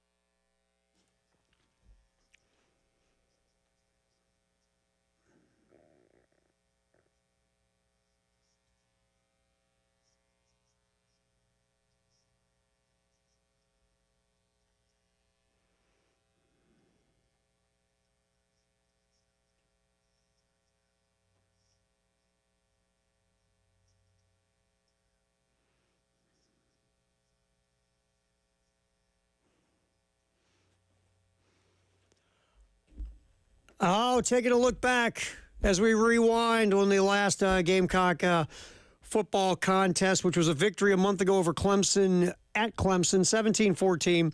And, of course, Lenoris Sellers, like you said, the third and 16 run for 20 yards and a touchdown. But then Clemson got the ball back with about a minute left, drove down the field. A pressure from Dylan Stewart forced Cade Klubnik to throw a bad pass to Phil Maffa. Maffa had to turn, ball hit off his hand. Demetrius Knight just made a heck of a play, a diving interception. And going back to that play, when he dove, a lot of guys keep their hands underneath them. Knight kept his hands in front of him to let the whole world know, no, dude, I picked this off the turf. It was a phenomenal play. We used to call that watching TV back in wrestling, where you get your elbows underneath you to make sure you're elevated, and he did a phenomenal job in that. And that Clemson game is going to be remembered for a very long time. And again, you kind of get both ends of the spectrum. You have the ascending Lenoris Sellers having probably the best play of the entire year for South Carolina football with that touchdown run to give them the lead, and then Demetrius Knight in his 1 year at Carolina, a beloved guy that we're going to be remembering for a long time, going out there making a huge play to seal that game, get South Carolina that 6th win in a row, and send them on to the Citrus Bowl they're playing in today. South Carolina ran for 267 yards, 6.5 yards a carry. Sellers goes for 166 on 16 runs. It was quite a day, Elijah Campbell, in the upstate. Oh, it was an amazing day. I think we'll always kind of remember that as like the Lenoris Sellers game, too. I mean, also the game that he broke Pro Football Focus's record for broken tackles for a quarterback in a game. I mean, this is one of those games I think the country realized, the rest of the country, if you didn't already know, that you can't just arm tackle Lenoris Sellers. And I think he set the tone early. I think it was the second play of the game where he drops back to pass.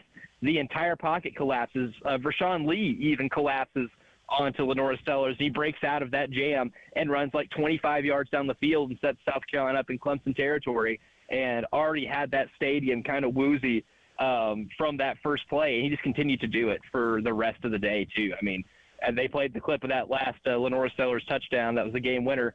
And that was technically his second game winner because he threw a dime to Dale Von Campbell that was called incomplete. And I think everybody that's watched that replay is still trying to figure out how that wasn't called a touchdown. But that was a game that's going to entrench Lenoris Sellers into South Carolina football lore for the rest of his life, right? I mean, when we start doing Clemson week again for years and years and years on end, we're going to continue playing that highlight of Lenoris Sellers scoring touchdowns, breaking out of collapsing pockets. It will always be, to me, known as the game Lenoris Sellers put the team on his back and stole one from Clemson. It was a fantastic game. One of the best college football games, given, what all was at stake, the rivalry, the history, the heroism from a redshirt freshman quarterback, and a game-sealing defensive play that you're really going to see all season. On the 6-game winning streak, as soon as the game was kicked off in Norman, Oklahoma, you punched the Sooners in the head, right? So that was a blowout. Whatever was said at halftime of the A&M game, the Gamecocks rolled out and just skull-kicked A&M in the second half. Vanderbilt, it felt like you were never in trouble in the Vandy game once you got that turnover back after Sellers fumbled the Kennard play and you got the ball back, and then you just rolled Vandy. But Missouri, you gave up a big lead, but you came back with a big drive. Sellers using his arm and receivers making plays. And then Rocket Sanders, of course, at the end with the big play. Then the Clemson game, you had to come back. It felt like you were crawling uphill that entire game. I mean, it was tight, but it always felt like it was an uphill battle, but you scored the big touchdown, got the big stop. Early in the year, guys, we were talking about a team that couldn't finish. In this 6-game winning streak, especially those last 2 W's, Tyler, they found a way to finish at South Carolina. Yeah, it's one of those things where I feel like you had to prove it to yourself. And again, going back to the Alabama game where you couldn't get over the hump of beating a ranked team for basically 2 years. You finally did that against Texas A&M. And then that Missouri game, like you said, I think went a really long way in saying, we can come back even when the game kind of tilted back in the favor of Missouri. Rocket Sanders having his play of his career here at South Carolina that they're going to remember for a long time. And that translated over into when you played, Clemson as well, to have the confidence when you put the ball in redshirt freshman Lenoris Sellers' hands to be able to drive down the field, make that last-second play, and then have confidence in the defense to be able to hold them off. Even though Clemson drove down the field pretty quickly, they made the interception there with Demetrius Knight, and obviously ended up winning the game that way. And Elijah, the one thing we look at, and the reason why I feel like they're so confident this week in Orlando, They won close games. They've won with their defense making big plays. They won with their offense making big plays. They've blown teams out. They've pretty much won in the 6-game winning streak in every way, shape, or form. Oh, yeah, a diverse amount of ways. I think the only thing you didn't do is win by special teams touchdown, which is why we still have the loyalistic special teams contest. That's right. One more chance today. The most lucrative contest in Columbia, South Carolina. But, yeah, I mean, that's what made this a complete team, right? At the beginning of the season, we watched that Old Dominion game and on the opening day of the season, and we're like, man, this defense is special, but what is this offense? And slowly it got better. You saw the glimpse in the first half of the LSU game where you're like, okay, this is what Lenoris Sellers can be. This could be the ceiling for Lenoris, right? And then, he has the injury and he misses the Akron game, and the Ole Miss game was what that was. We still had very similar discussions with what we had at the beginning of the season of, okay, like how does this offense help win you games? And you saw them evolve to the point where they won you the last two big FBS games that, you played with Missouri and Clemson. But this defense this year, like last year, they couldn't force turnovers. This year, they're forcing them all over the place and turning them into touchdowns, or should be, and some should be touchdowns.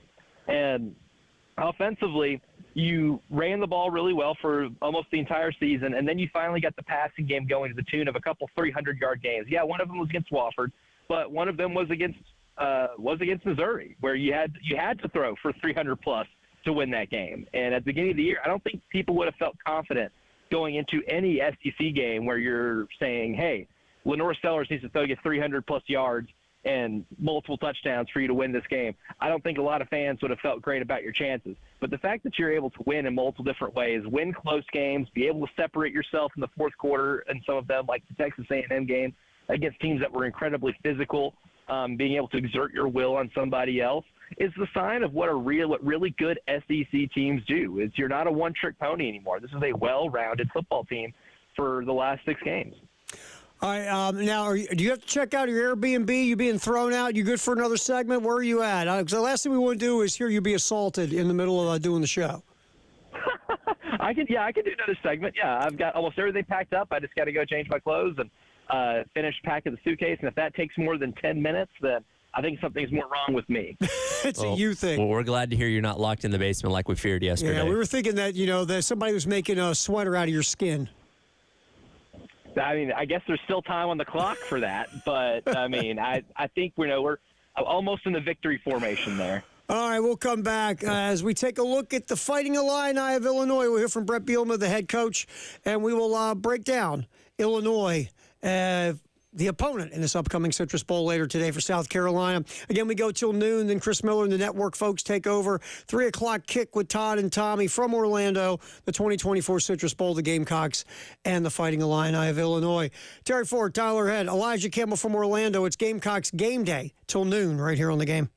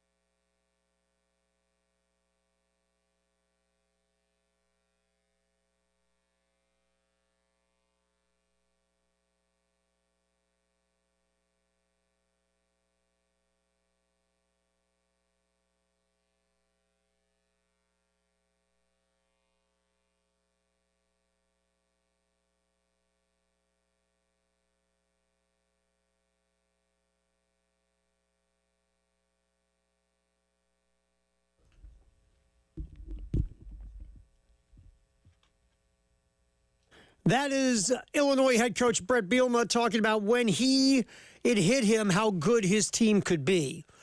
Is when they went to Lincoln and beat Nebraska. I love the line. Terry Ford, Tyler Head, Elijah Campbell from Orlando. Captain Dave's here punching the buttons on Gamecocks game day. The thing I love about that, and again, look, I understand it. You push physicality and you push that, how do you play the week after because, we beat you up so much? Because I understand. I get it. But to think that you caused Nebraska's 5-game losing streak makes me laugh. But, hey, Brett, sell it to the team, man. And, when you look at that win, that was their 4th win of the year. They'd beaten Nebraska, a ranked team at the time. They'd beaten Kansas, the second week of the season, a ranked team at the time. Again, we didn't know those teams wouldn't be as good as we thought they were going to be. But you imagine Illinois was riding pretty high at that point in time. They obviously went on the road and lost on the road to Penn State the next week. But still, a very solid season overall for a program that we talked about a little bit earlier. It's kind of that middle ground of the Big Ten and ended up being ranked. And Brett Bielema was making his own case for making the college ball playoff, which wasn't as strong as what South Carolina had, obviously, but a very good, strong season for Illinois nonetheless for a team that, again, doesn't have a lot of success to fall back on in recent memory. I mean, Illinois took advantage of a pretty soft schedule in a lot of ways. They beat besides Minnesota at home, they beat the teams they should have beat, and they lost the teams they should have lost to. Overall this year, if you 9-3, 6-3 in the Big Ten, if you want to go analytics, the Billy Connolly SP Plus from ESPN, 36th in the country were the Illini, 54th on offense, 34th on defense, 22nd on special teams. And Elijah, the biggest thing about Illinois is you don't want them hanging around in the fourth quarter. They came from behind to beat Kansas, came from behind to beat Nebraska, was down by 3 to Purdue in the fourth quarter and won, and then pulled that one out of their lower extremities against Rutgers with 4 seconds left. Basically, you want to put them away before you get to the fourth quarter, Elijah. Exactly, because Illinois is a team that just doesn't beat themselves. Like, they don't commit a ton of turnovers. I mean, Luke Altmaier's only thrown 5 interceptions this year, and I believe most of them came in a 3-game stretch. Like, this is a team that's at least at the very minimum fundamentally sound. They don't hurt themselves. They get into a position where they're in the game in the fourth quarter, and every underdog is going to want to tell you that, right? They want to get in the fourth quarter. It's a 1-score game, and if you're not committing the back-breaking turnover, you're giving yourself a shot at the end zone or a shot at a field goal or whatever the situation requires. You're able to come through and at least give yourself a puncher's chance at winning a game or taking it into overtime. This Illinois team is a very much so a Brett Bielema coach team with that physicality that they tout, and also they're just fundamentally sound. And I think that's one thing that's maybe separated them from a team like Rutgers, who wasn't as fundamentally sound this year, but who I believe was significantly more talented than they were, right? They played teams that I feel like were more talented, and they were able to win games. And a lot of that, like Nebraska, I think is significantly more talented football team than Illinois. But Illinois got to hang in there, and Luke Altmaier got to throw a game-winning touchdown pass because he didn't make any back-breaking interceptions or fumbles or anything like that. Like Jay and I were talking about it yesterday, fellas, that, yeah, he's been sacked 30-plus times this year. Not ideal, but at the same time, he knows when to at least, take a drive-killing play as opposed to potentially a game-killing play with an interception. If a pass isn't there, he's not going to force it. That's the guy that's played in multiple different schools, multiple different offenses, 2 dramatically different offenses from Ole Miss to Illinois. He's learned that if he wants to have a spot playing in the big 2 conferences in college football, his best bet is to just not turn the ball over and make safe passes. This is his best year in terms of touchdown passes in a season with 21. Fewest interceptions in terms of interception percentage. Only about 1.5% of his passes are picked off, and last year it was over 3.5%. He's learned to take care of that football, and from an offensive standpoint, even if they're not very explosive or efficient, that offensive ability to just not turn the ball over has caused them to go from 5 wins to 9 and win a lot more 1-score games. Notice how much better they are in 1-score games this year, right? I think really the only loss in 1-score game was the Minnesota game. And you alluded to almost all the big 1-score games they had, Rutgers, Purdue, those were games, Nebraska. You win 1-score games by not shooting yourself in the foot. And that's the one thing this Illinois team does. It's probably the most impressive, is they will not beat themselves. You have to take it to them. You know, to your point, they're top 30 in turnover margin and they're top 50 in fewest amount of penalties. And that's what they do. They don't beat themselves and they hang around and they make a play in the fourth quarter. And all of a sudden, you know, you walk off the field again going, how'd you lose this game? Real quick, here's the point of Illinois. 83rd in passing offense, 73rd in passing yards allowed. Total offense, they're 90th in the country. Total defense, they're 72nd. You know, I mean, rushing defense, 72nd. Rushing offense, 79th. They don't wow you in any way, shape, or form. They're sort of in the middle of the pack. But when plays need to be made, they kind of remind us of Missouri. Remember we had this conversation about Missouri this year? Yeah. Nothing makes you go, wow, but they find a way to win close games, so you don't want to be in that situation. They do, and Elijah, mentioned Luke Altmaier has definitely taken a step forward this year, and I wonder how much Pat Bryant and the season he's had has had to do with that. When you look at the fact that he's only thrown 5 interceptions, that is something notable. Pro Football Focus charts turnover-worthy plays. Luke Altmaier has 18 of those this season, so while he's only been picked off 5 times, he has put the ball in harm's way a couple other times as well. This is going to be one of the better secondaries he's played this entire year. I look at a guy like Nicky Moore who could potentially take advantage of some of those potentially dangerous throws Luke Altmaier might make and get an interception or two today that could be beneficial for South Carolina. And to the point of Altmaier, real quick, time to throw, he averages about 3 seconds, so he's not getting it out super quick consistently. Right. And we talk about today, that might be what Illinois has to do because the South Carolina pass rush is get the ball out quick. Altmaier, pretty good deep ball thrower, hits 42% of his shots 20-plus yards down the field. So if you do give him time, but he doesn't have his guy. Doesn't have his deep ball guy. He doesn't have his guy. Now, Zachariah Franklin can make some plays and also drop it when you throw it to him. He had 7 drops this year, almost half of the team's 17 drops.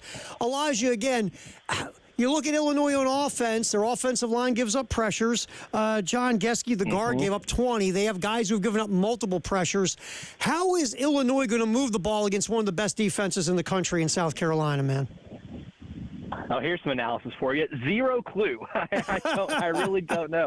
But their weakness on the offensive line is like both tackle positions, right? And you're playing like arguably the best edge rusher returning in college football next year, and you've got a group of guys on the other edge with JT Gear, Desmond Umeozulu, and Brian Thomas Jr., who are not just capable. Desmond Yu was a highly touted recruit who's was raw and needed some development. But those are 3 guys that are fighting for a job next year. They want to be that Kyle Kennard opposite of Dylan Stewart next season. This is their opportunity to prove that. So you're going to have to keep those guys out of the backfield, and you're not just going to be able to go one-on-one with Dylan Stewart. No one just goes one-on-one with Dylan Stewart, right? You saw what Alabama had to do against South Carolina. They brought in, they chip blocked with tight ends, with running backs and max protection, and that led one-on-ones for Kyle Kennard, and Kyle Kennard ate them up. And he even ate up Caden Proctor, who is one of the more capable offensive tackles in the entire SEC. And they're going to get advantageous matchups on that edge today, and that's the one thing I'm really excited to see. But with this Illinois offense, too, I mean, you lose Pat Bryant. Zachary Franklin has a lot of targets, is not as much of a downfield threat as Pat Bryant is. And Brett Bielema talked about how excited he is yesterday to see what these other receivers do with that opportunity. And it would be, if you're an Illinois fan, it'd be optimistic to see what they do with this opportunity if they're playing against South Carolina's backups. If, like, O'Donnell Fortune and Nick Emenwari, those guys opted out, and say someone like Judge Collier wasn't available. But no, those 3 guys are playing. This South Carolina secondary is coming back 100%, and it was a really good secondary. So I don't know exactly how any of those receivers get separation. I have a hard time charting a roadmap for Illinois to score more than, 14 points, and that's why I had the 14 in our picks this week. I just do not know how they score against this defense consistently. It almost seems like poetic justice that Justin Stepp's wide receiver room is going to have to prove how deep they are today without their best guy. Speaking of, here's Brett reeled about him. He was happy about him yesterday. Let's hear what Brett Bielema had to say about his wide receiver room without their best wide receiver. Hit it, Dave. Zakari's been a guy that's been with us all year, but obviously, when Pat made the decision to pop out from this game, Zakari knew his role was going to be increased. But really excited about Malik Elzy, Kapka Jones, Hank Beatty, just a slew of guys that'll hop into the wide receiver position. Echoing coach's thoughts, I was not disappointed to see the SEC Player of the Year not be here, but I think it's about the guys that want to be here and are in it, right? And I think these are opportunities. I've watched this, witness this. I've been 17 bowl games that, the guys that kind of take these last 3 or 4 weeks that are stepping into new roles. So this culmination of the year will obviously be tomorrow, but it's really the stepping stone into next year, right? And I think a lot of our guys believe that, feel that, see that, and that's what we've been kind of preaching to them. So very excited about those guys. I mean, what are you going to say? We're screwed without Bryant. Yeah, of course. God, what are we going to do? Defensively, Xavier Scott, their defensive back, second team All Big Ten, the corner, solid guy against the run, against the pass, good in coverage. Gabe Jacobs, 43 pressures, leads the way. Again, the South Carolina tackles, where there's been the issues all year in pass protection, going up against an edge guy who leads the way with 43 pressures. Dennis Briggs is second, though, an interior defensive lineman with 29 pressures. So we'll see where that goes. They got a lot of good presence up front in that front seven that can give South Carolina problems. And, again, we've seen it consistently all year long. And, again, it's going to come to Lenoris Sellers probably having to duck out of a few sacks like we've seen him do a lot in these last 6 games of the year to make some plays that way. All right, Elijah, we'll let you check out of the Airbnb because we want to see you get charged for an extra day. And we'll get you back in the 11 o'clock hour, my man. That's right, and I hope if you hear from me, I will have survived. And if we haven't heard from you, then someone is making a sweater out of your skin. Yes, call the authorities. All right, man. We'll talk to you a little bit from Orlando, covering the Gamecocks of the Citrus Bowl. Elijah Campbell, we'll get him back in the 11 o'clock hour.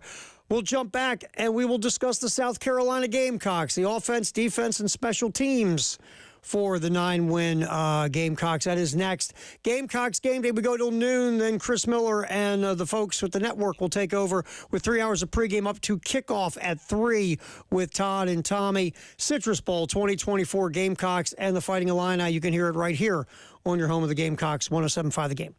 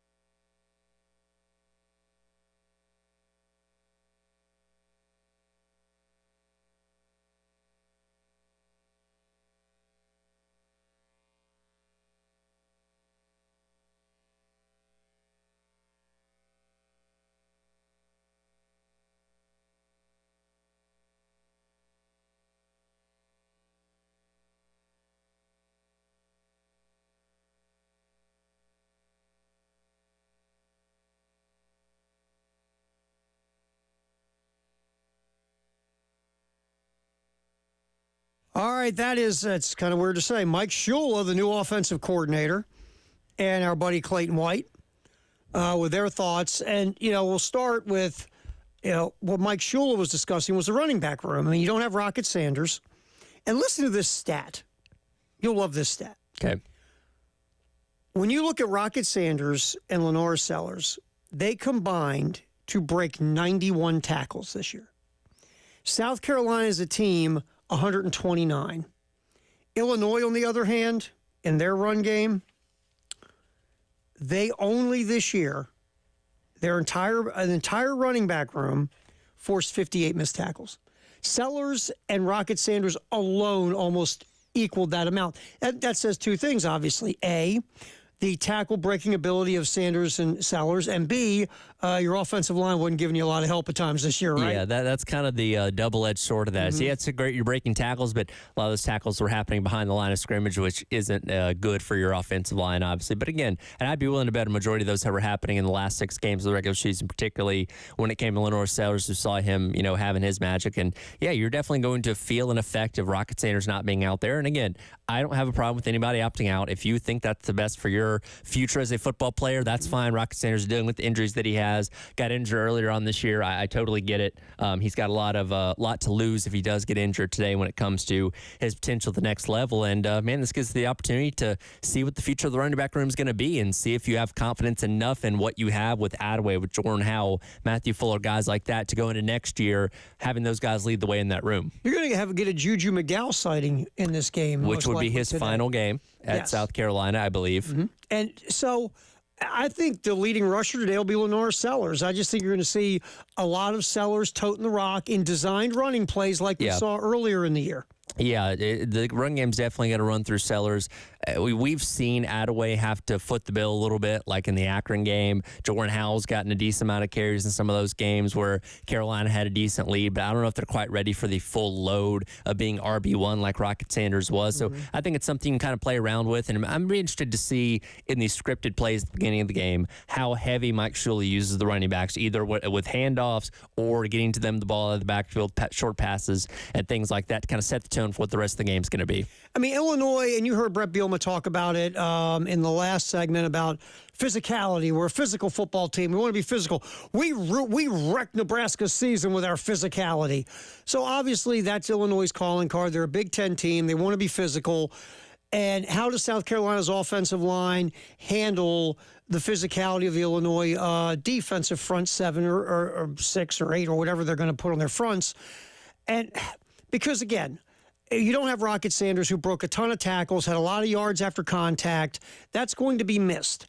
Sellers will be most likely your leading rusher today, but that South Carolina offensive line, especially on the edges where there's been issues this year, how are they going to handle not just pass protection, but being able to pop some creases for your run game? Yeah, and when you're running things like RPOs, I would imagine majority of the time it's probably going to be keepers for Lenoris Sellers, so the defense can key in on that a little bit, make some of those decisions a little bit easier there. So, again, I think it's going to be interesting to see, especially with a new guy calling plays on offense, how they decide to use these guys with the offense looking a little bit different without Rocket Sanders. Yeah, I mean, and play calling is different from every play caller is different. It's by feel. It's an intuitive type of thing. So Mike Shula will be different from Dow Loggins. We'll kind of get an idea on the script when they script the 10, 15, 20 plays, and then what does Mike Shula do off the script today? I don't think it's going to be a whole lot different than you've seen all year. I think any differences Mike Shula is going to put into this offense you'll see next year, but it's a bowl game. You got, a month to prepare, Tyler? You do. You can put in some goofiness. I think what people are going to be more interested to see out of Shula today is his situational play calling. A lot of people were critical of, Dow Loggins when it came to you're going shotgun on 3rd and 1, or you're throwing behind the sticks on a 3rd and 1 or a 4th and 1 or something like that. So how does Mike Shula scheme those things up differently compared to Dow Loggins? Because, again, the playbook is largely going to be the same. Because, again, this is an offense that Dow Loggins built around Lenoris Sellers, college. Mike Shula had a big part in that coming in the spring. So the playbook isn't suddenly going to be different. I think it's more the situational play calling that we could see be a little bit different today with Shula compared to Dow Loggins. Yards can be made against the Illinois pass defense. We went over those numbers, 79th in the country in pass defense. So you can, if you have time to throw, because the Illini top 40 in rushing the passer, if you can find time to throw, you can make some plays in the passing game. Josh Simon should be healthy and ready to rock and roll. We've seen Nicholas Harbor start to develop. I mean, where our boy Dalvion Campbell came out of nowhere at the end of the year to make some Should have had a huge touchdown plays. against Clemson.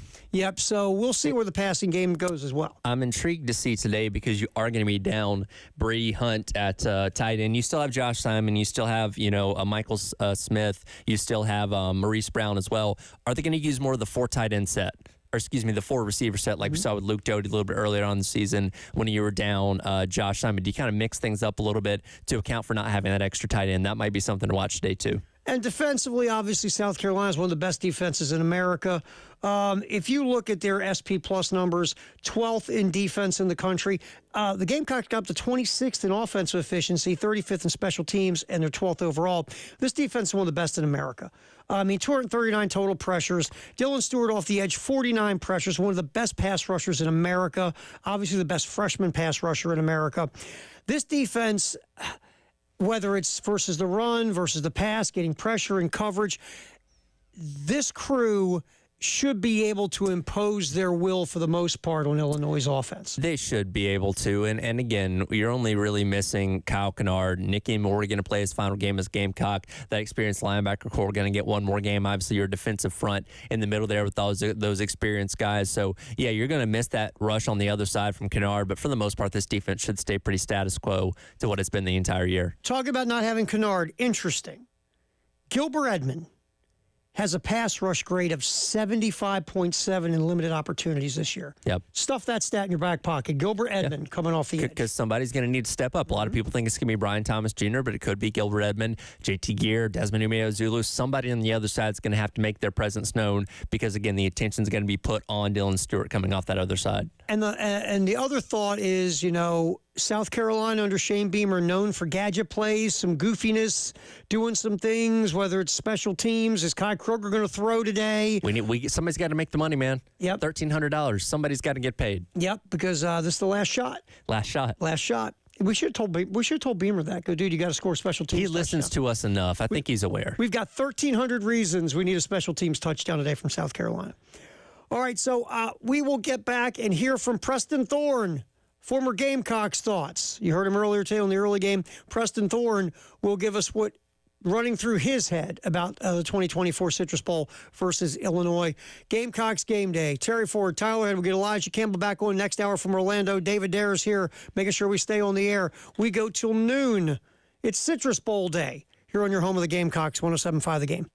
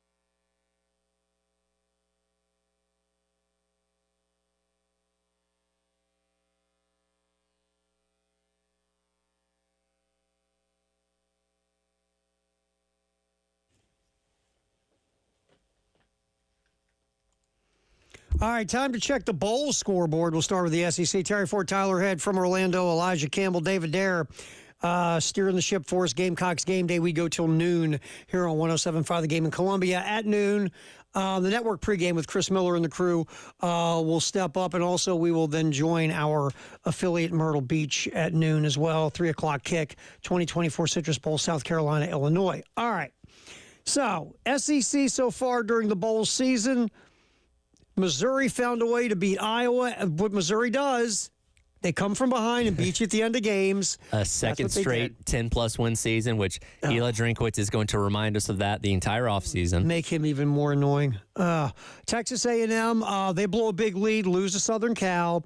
Arkansas, Taylor Green went crazy, ran for 80 yards through. He averaged like 20 yards an attempted pass in that game. Every time Arkansas plays the Liberty Bowl, it's something crazy. Like when they played Kansas a couple years ago, same thing here with Texas Tech the other day. Vanderbilt got out to a big lead on Georgia Tech. They smacked Georgia Tech all over the place for a while. Diego Pavia, 3 touchdown passes, ran for 80 yards. He had a Diego Pavia game. He did. He only threw for 160, but 3 touchdowns. Oklahoma found a way to not beat Navy. Oklahoma had a chance for the 2-point conversion and the win. They did. And they couldn't finish it. Brent Venables went 6-7. Brent, because I know Brent's listening, just a little word of advice to you. You've gotten 2 of those now. You get no more. This is where the heat starts to turn up in the offseason. Absolutely. The heat turns up. Also, Florida beat a Tulane team without their starting quarterback, and Florida ran them over 33-8. By the way, who picked Billy Napier to have an 8-win season? Who picked Billy Napier to be coaching the bowl game? Who picked Billy Napier to make it through the end of the year? Credit where it's due. Yep. Had some big wins at the end of the year, played a whole lot better. The tide seems to be turning a little bit in Florida, and we didn't think that was going to be possible. College football playoff, obviously Texas and Georgia are still alive. Tennessee got whooped.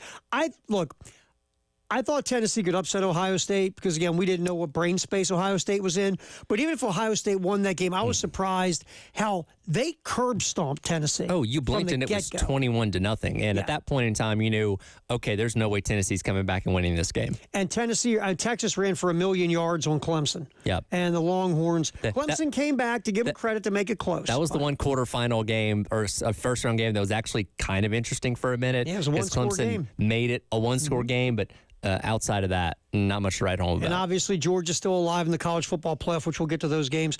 Also today, Alabama, Michigan in the ReliaQuest Bowl. The folks in Tuscaloosa are giddy over the ReliaQuest Bowl. So Elijah actually pointed out earlier on Twitter, Alabama, Michigan played on January 1 in the Rose Bowl. They're now playing on December 31st in the ReliaQuest Bowl. Elijah, talk about a downgrade. Hey, how about that, Bob? Yeah. I mean, Tyler, I think you put it really well that the sequel usually is the dud. And at the beginning of the year, the original movie, the one that was blockbuster made for theaters, that's the one that was the Rose Bowl and the playoff that went to overtime. This one, neither school really cares about being there. So this is going to be the sequel that nobody really gives a darn about. This is Ghostbusters, too. I was going to say, this is The Hangover, too. Yeah, exactly. Yeah, this is The Hangover, too. I did find it really funny that, Alabama, Michigan will be each other's most common opponent this year, and B, they are not just the most common opponent this year, but they are also playing on the first day of the year and the last. I don't know if I've ever seen that in college football. And the other bookending an entire calendar.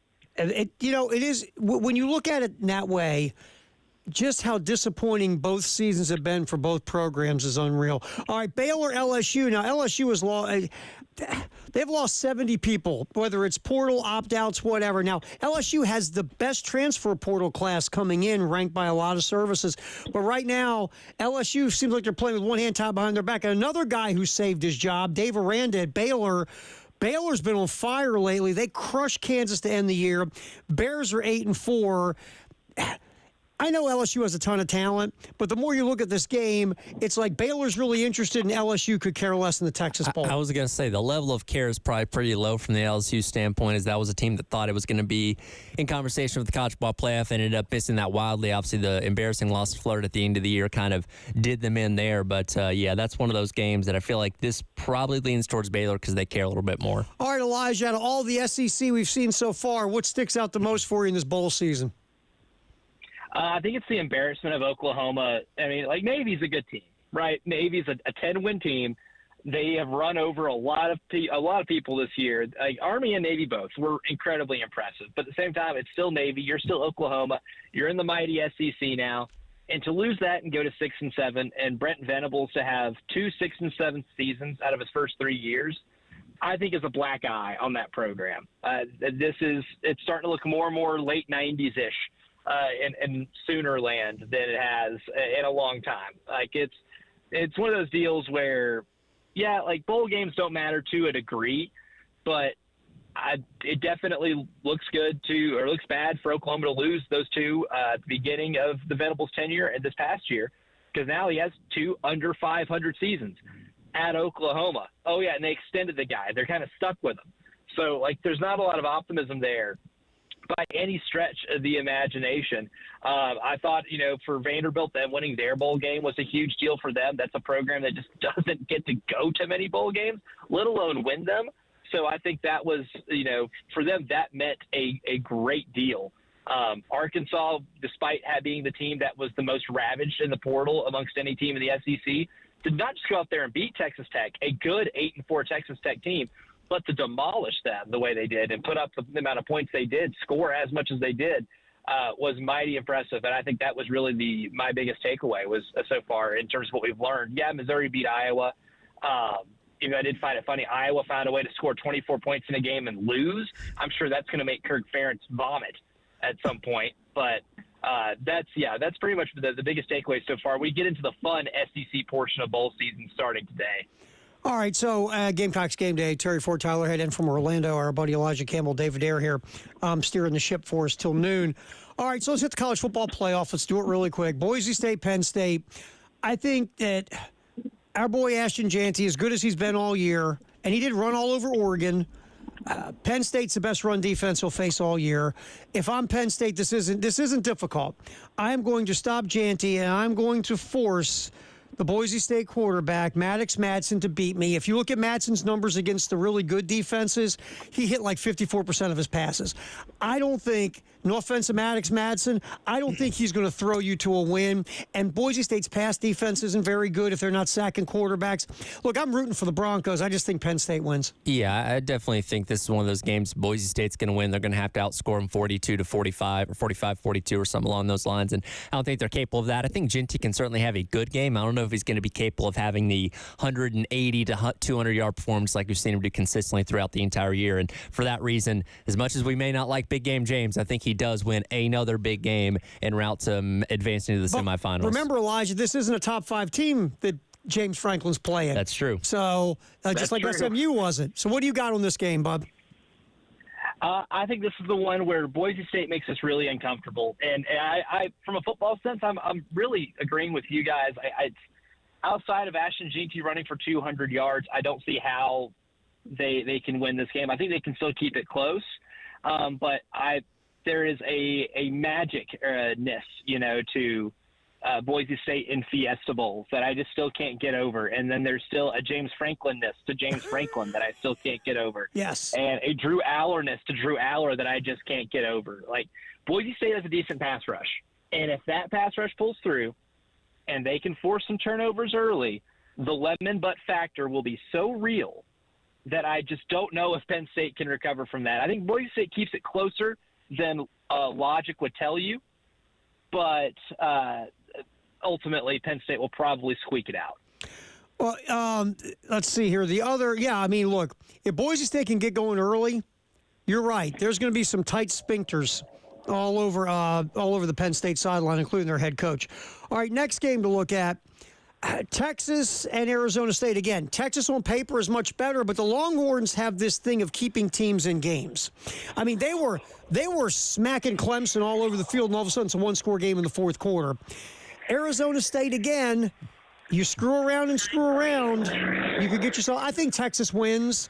But this is another one. Don't let Arizona State start fast. We haven't seen Quinn Ewers play Quinn Ewers football like many people thought he was going to this season. Look at their last 3 games, got 4 interceptions. This is an opportunistic Arizona State defense with 15 interceptions on the season, which is 20th best in the country. So if he's out there turning the ball over and making mistakes, this is an Arizona team that's capable with Sam Levitt playing his best football down the stretch. Cam Scatterbu, obviously a very capable rusher in the backfield for them. They can make this interesting.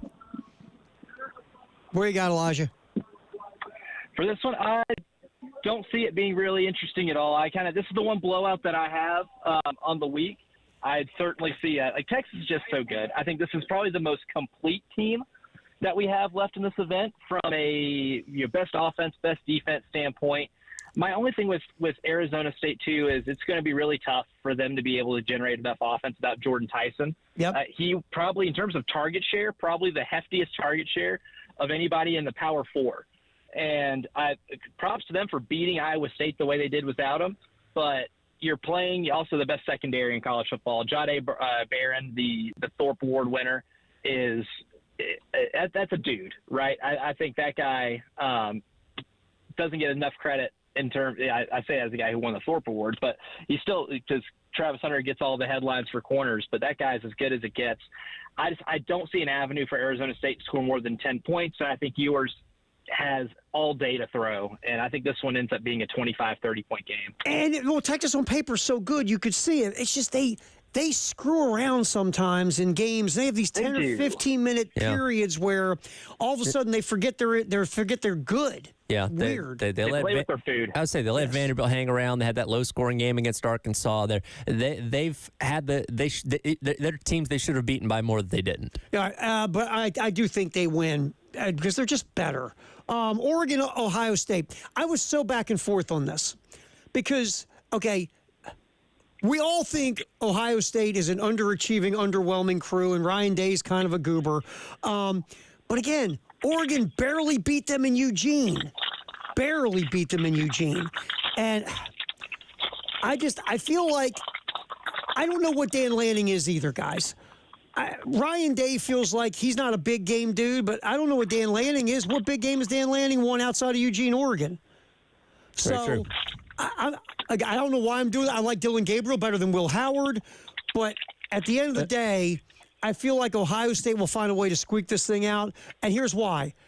Because I think Oregon should win. Yeah. So I think Ohio State somehow finds a way because it's a talented roster, and we keep forgetting that. What we saw out of Ohio State against Tennessee in the first-round games was the best version of Ohio State I think we've seen this entire year. If they can play that kind of football coming up tomorrow, they can win this game. Because, again, their roster is as talented as anybody in the entire country. And, again, they didn't seem to be fazed by that loss to Michigan in the first-round game. And Oregon, in the games they've won between Ohio State and Penn State, the two other teams in the college ball playoff, allowing 34 points in those games and over 451 yards, also allowing over 200 yards on the ground in both those games. So Quinshon Judkins could have a huge game tomorrow, and that could be the deciding factor in the Rose Bowl. I think Ohio State's running game beats Oregon. What do you got there, Bob? I like Ohio State's passing game. Oregon's passing game. I love Dylan Gabriel in the spot. Give Dan Lanning, who's a defensive genius. Yeah, this defense is kind of the weak link of this Oregon team, but they still got some dudes. They still have a couple of edge rushers. They're good in the secondary. I love Jabril Muhammad for Oregon. Give Dan Lanning a month to prepare for Ohio State, and I like his chances. It's one of those things. Ryan Day also in some big games too. I think there's going to be a bigger pucker factor for this one because you're not at home. You're not playing a suspect secondary or a banged-up secondary. You're not playing, here's the thing that I think a lot of us forget about the Tennessee win, too. Dylan Sampson got hurt 2 carries into the game. That was going to be 70% of Tennessee's offense. Once he went down, Tennessee wasn't moving that football. Oregon has about 6 or 7 options on offense that I just don't know if Ohio State can account for an entire game. It's going to be the best game of the weekend, for the week. But I picked Oregon to win this thing at the beginning of the playoff, and I think I got to stick to that. I like Oregon here in this matchup. Can't turn back now. Last one. There's a very interesting factor in these at least 8 teams that are left. There's only one head coach I've got any confidence in to win a big game, and he's in Athens, Georgia. I know that they don't have their starting quarterback. I know the backup quarterback's driving an F-150 pickup truck from 1987, and his name's Gunner, and he looks like an accountant from Manhattan.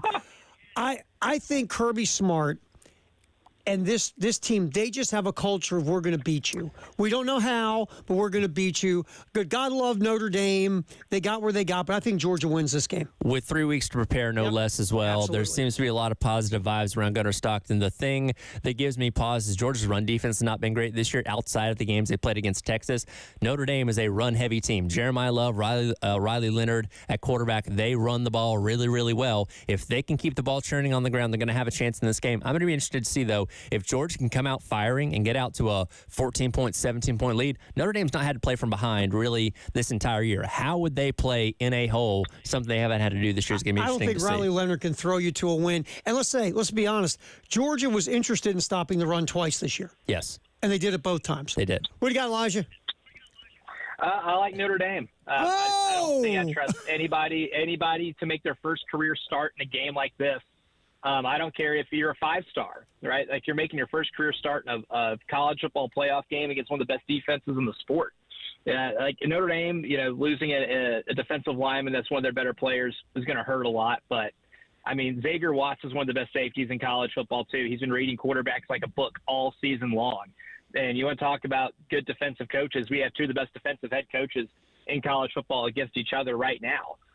This Notre Dame team has also been itching to be able to prove that they can beat someone of Georgia's caliber. I just think defensively they are so good. I think America got so overwhelmed or got so fixated on Indiana getting beat as opposed to Notre Dame beating them, right? Notre Dame beat them like a drum because Notre Dame is a good football team, not because Indiana is a bad one. I think people were more eager to bounce on Indiana than they were to realize that this Notre Dame team's been doing this to people all season long. And I just don't know if I trust Georgia to be able to run the ball well enough like they have in the past. I don't trust that offensive line like I have in the past because that offensive line has been the backbone of those offenses and been the reason they've won those championships. So I don't know if it's good enough this year based off what I saw in the Ole Miss loss and at times in the Alabama loss, especially against a running quarterback like Jalen Milroe, which Riley Leonard is. Jackson Dart also take off and run a lot. Riley Leonard does that a lot. I don't love the matchup for Georgia, especially with a backup quarterback. Keys to the game. We'll have Jack. Let's have more people show up on the show. Why Jack not? It's Belcher a from party. Gamecock Central will come in here as well. We'll get keys to a Gamecock victory next. Terry Ford, Tyler Head, in Orlando, Elijah Campbell, David Ayer across the glass, and we'll get Jack Belcher in here from Gamecock Central next. It's Gamecocks Game Day till noon on 107.5 The Game.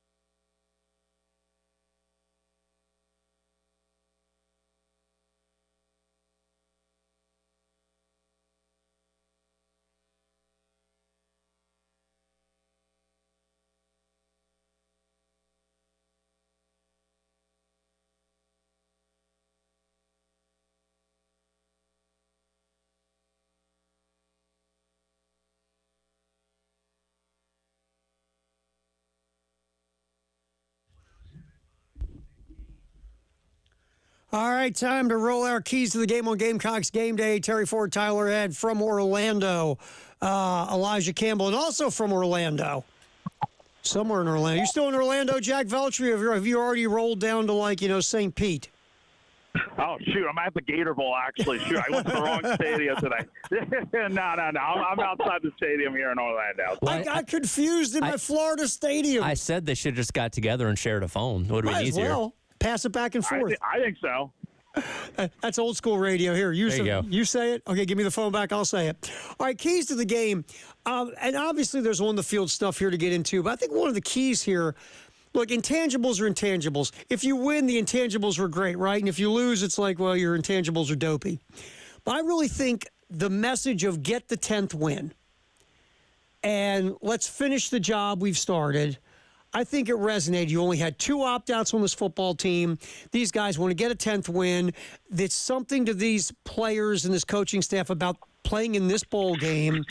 I think there's a real intangible here that's going to make a difference, Tyler. Yeah, absolutely. And again, for a lot of bowl season, we talk about it not mattering with these two programs that care a lot about that 10th win and playing in what we've talked about as the perhaps most prestigious non-playoff bowl, if that is, specifically a thing, on a national stage, ABC, 3 o'clock, right before you go into the, first quarterfinal game with Boise State and Penn State coming up tonight. So a lot on the line for both programs. And for this South Carolina team, obviously want to carry over the momentum of what you did in those last 6 games of the regular season and prove, the data point, as I heard Beamer talking about in the pep rally last night, that you should have been in and should have been left out in favor of the Indianas or the Tennessees that got blown out the other weekend. All right, Jack, Elijah said you can feel the confidence coming from the South Carolina Gamecocks this week at the Citrus Bowl. You feel the same thing when you've been talking to folks? Yeah, I think so. I mean, look, there's been a relaxed nature to this team in practice this week. They're very loose, having a lot of fun. I don't think they feel the burden or the pressure of, oh, man, obviously they want to go get that 10th win, but they know they can even while having fun. So, yeah, and they keep talking about it all week. That's continued to be the message. And obviously Shane talked about the whole data point thing at the pep rally yesterday, like Tyler mentioned. So it's obviously on their minds, but they're still having a lot of fun out here, and I think they're going to be ready to go and put on a good show today. Elijah, how much do you buy into the idea that they kind of have a mission statement for this week? I think they're definitely buying into it. I mean, you kind of have to, right? Especially if you're one of the players that's coming back for next year, because you want to be able to prove to the country that you belonged in that playoff. And you want that recognition when you go into next year that you are a ranked team, right? You don't want to come into next year the way you did this year where no one's believing in you, even though I think they do kind of relish the underdog role a little bit. But I think there's a validation that comes with getting that 10th win. There's a validation that comes with being a top 25 team next season. And there's a validation that comes with being feared when you're on your opponent's schedule next year. You weren't this year, you will be next year. And if you go out here and you beat a 9-win Big Ten team over the head with hammers for 4 quarters, you send a pretty strong statement that you're a program that's on the rise and not going down or anything else like that. You're a program that is to be respected. All right, Tyler Head, keys to the game. Oh, my biggest key, getting Lenoris Sellers going. Again, without Rocket Sanders, a lot of the run game is probably going to be going through him, and obviously we know he's coming to form these last 6 games of the regular season. Obviously got to avoid the turnovers and making mistakes when it comes to putting the ball in harm's way. Forced turnovers on defense. Again, Luke Altmaier has not turned the ball over a lot, but he's put the ball in harm's way a lot of times, and I think you don't let Altmaier have another comeback. We're up stat the other day that he's the only quarterback with 2 game-winning touchdown passes in the last 2 minutes in 3 different games this year against Rutgers, against Nebraska, and in the overtime game against Purdue. So don't give Illinois the chance to come back. Make sure it's a comfortable victory. Get up by 2 scores or something like that late in the 4th quarter, and don't allow them the opportunity to do that for a 4th time this year. Live from the Everglades, what do you got, Jack Veltri? Yeah, basically the same things that you guys have been saying. Just, again, I'm not going to re-harp on it, I guess, but you want to finish out this historic season on defense the right way. And, look, you lost Kyle Kennard. Obviously, that's a big loss, but you got everyone else seemingly ready to go for this game. And I'll be interested to see how they fill the void at edge left by Kennard, because you got a bunch of other guys who could get in there, maybe a Brian Thomas, a Des Umanzula, guys like that can get in and make a big impact. And we'll see how they go. And obviously forcing turnovers, I think, is going to be the name of the game today. All right, Elijah Campbell, keys to the game.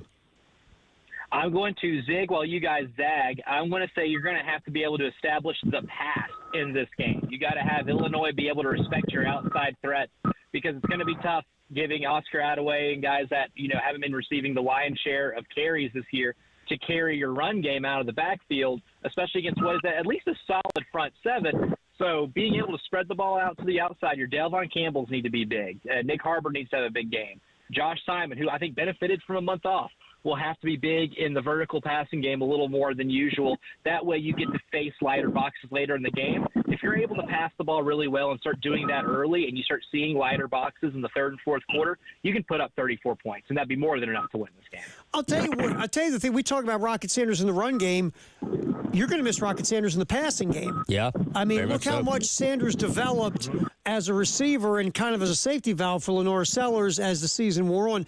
My key, look, I'll just throw out one because you guys hit all the other ones. You're better than Illinois. Don't keep Illinois in the game by shooting yourself in the feet. Don't turn the ball over. No stupid penalties. If you can play clean, you're the better team. Don't keep Illinois in the game by doing silly things because that's kind of what Illinois is banking on as well, is you helping them out.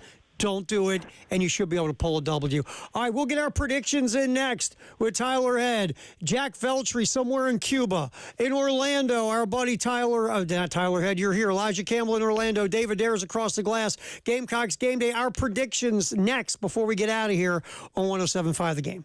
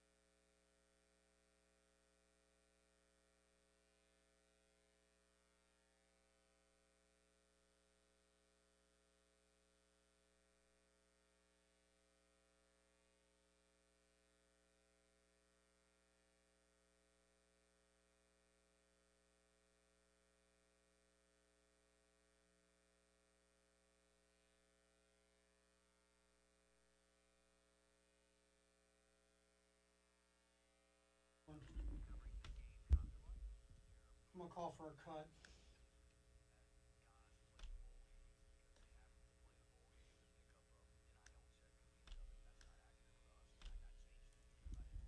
I might call for cut 3, Dave. Get ready. It's Beamer talking about 2025, cut 3 from today's list. Yes. All right, time to get our predictions for Gamecocks game day, and we'll throw out a couple of questions as well. We'll start with Jack Veltri. What do you got, Jack Veltri from Gamecock Central? Yeah, I have got South Carolina winning this game. I think 35-20. Look, they've had a great season so far, and look, they are just a better team in this matchup, like you said before, Terry. I think they are just a very all-around solid team. And, look, Illinois is also very good, but I just think South Carolina, even with the opt-outs, they don't have that many. They're still a very good team, and I expect them to win by 2 scores today. All right, Elijah Campbell in Orlando, give us your prediction before you get arrested because you haven't left your Airbnb.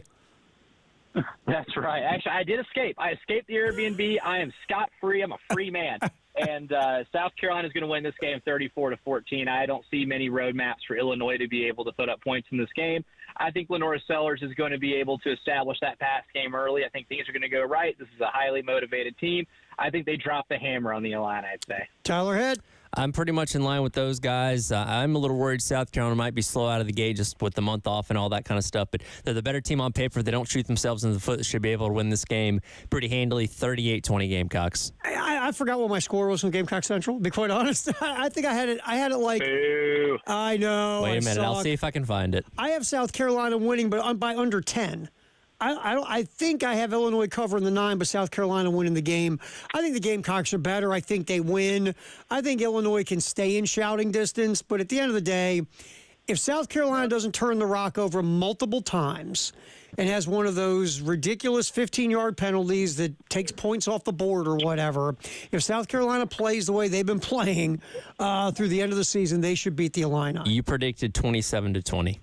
Okay, there we go. 27-20. I think South Carolina wins. So we're all in agreement there. All right, this is one real quick, interesting cut before we get out of here, and I'll get you guys a quick thought as we move on. Let's get the sound audio, Dave, of Shane Beamer talking about this game springing them into 2025. Yeah, it's important. I hadn't thought about it in regards to rankings next year in regards to this game. To me, it's more about finishing this season the right way and having a chance to win 10 games and send these seniors out the right way. And I alluded to it in that first question that, I think we've got something like the second or third most number of seniors in the country just because we have so many guys that are part of this program that are older guys. So sending them out the right way, but there's no question you want to win your last game to have momentum going in to the off season. They've had great momentum in the month of December coming off a win over Northwestern, and we've had great momentum coming off a win over Clemson. So to be able to sustain that momentum and keep that throughout the off season is very important. But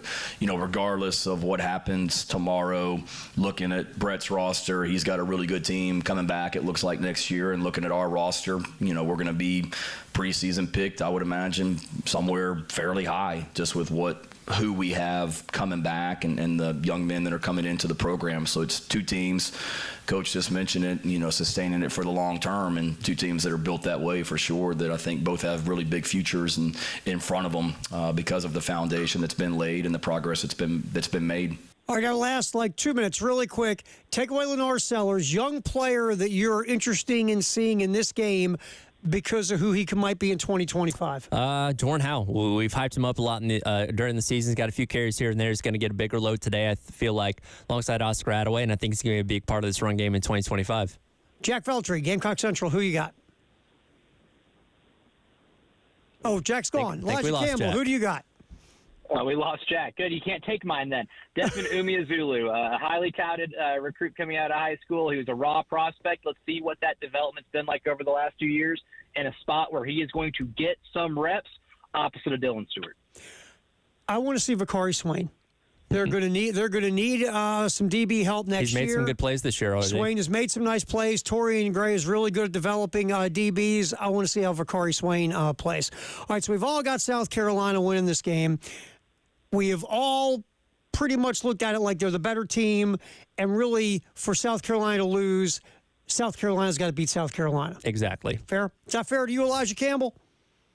Absolutely. Play your game, you win, baby. All right, we appreciate Elijah, who'll be covering the post-game and in-game from Orlando. Good work, my man. We'll talk to you in a couple days. Go get them. That's right. We'll see you soon. All right, have yourself a good one. Tyler Head, fine work. Absolutely. David Dare, Fun year. great job as well. See y'all next year. Hey, we had a bowl game this year. We did. Very good. And I think we get a bowl victory, and South Carolina wins their 10th game for the 5th time in program history. Gamecocks game day, we are done. Chris Miller and the network folks will take over. 3 o'clock kickoff right here on the game in Columbia and Myrtle Beach, 2024 Citrus Bowl, Gamecocks and Illini. We'll see you. Enjoy the game.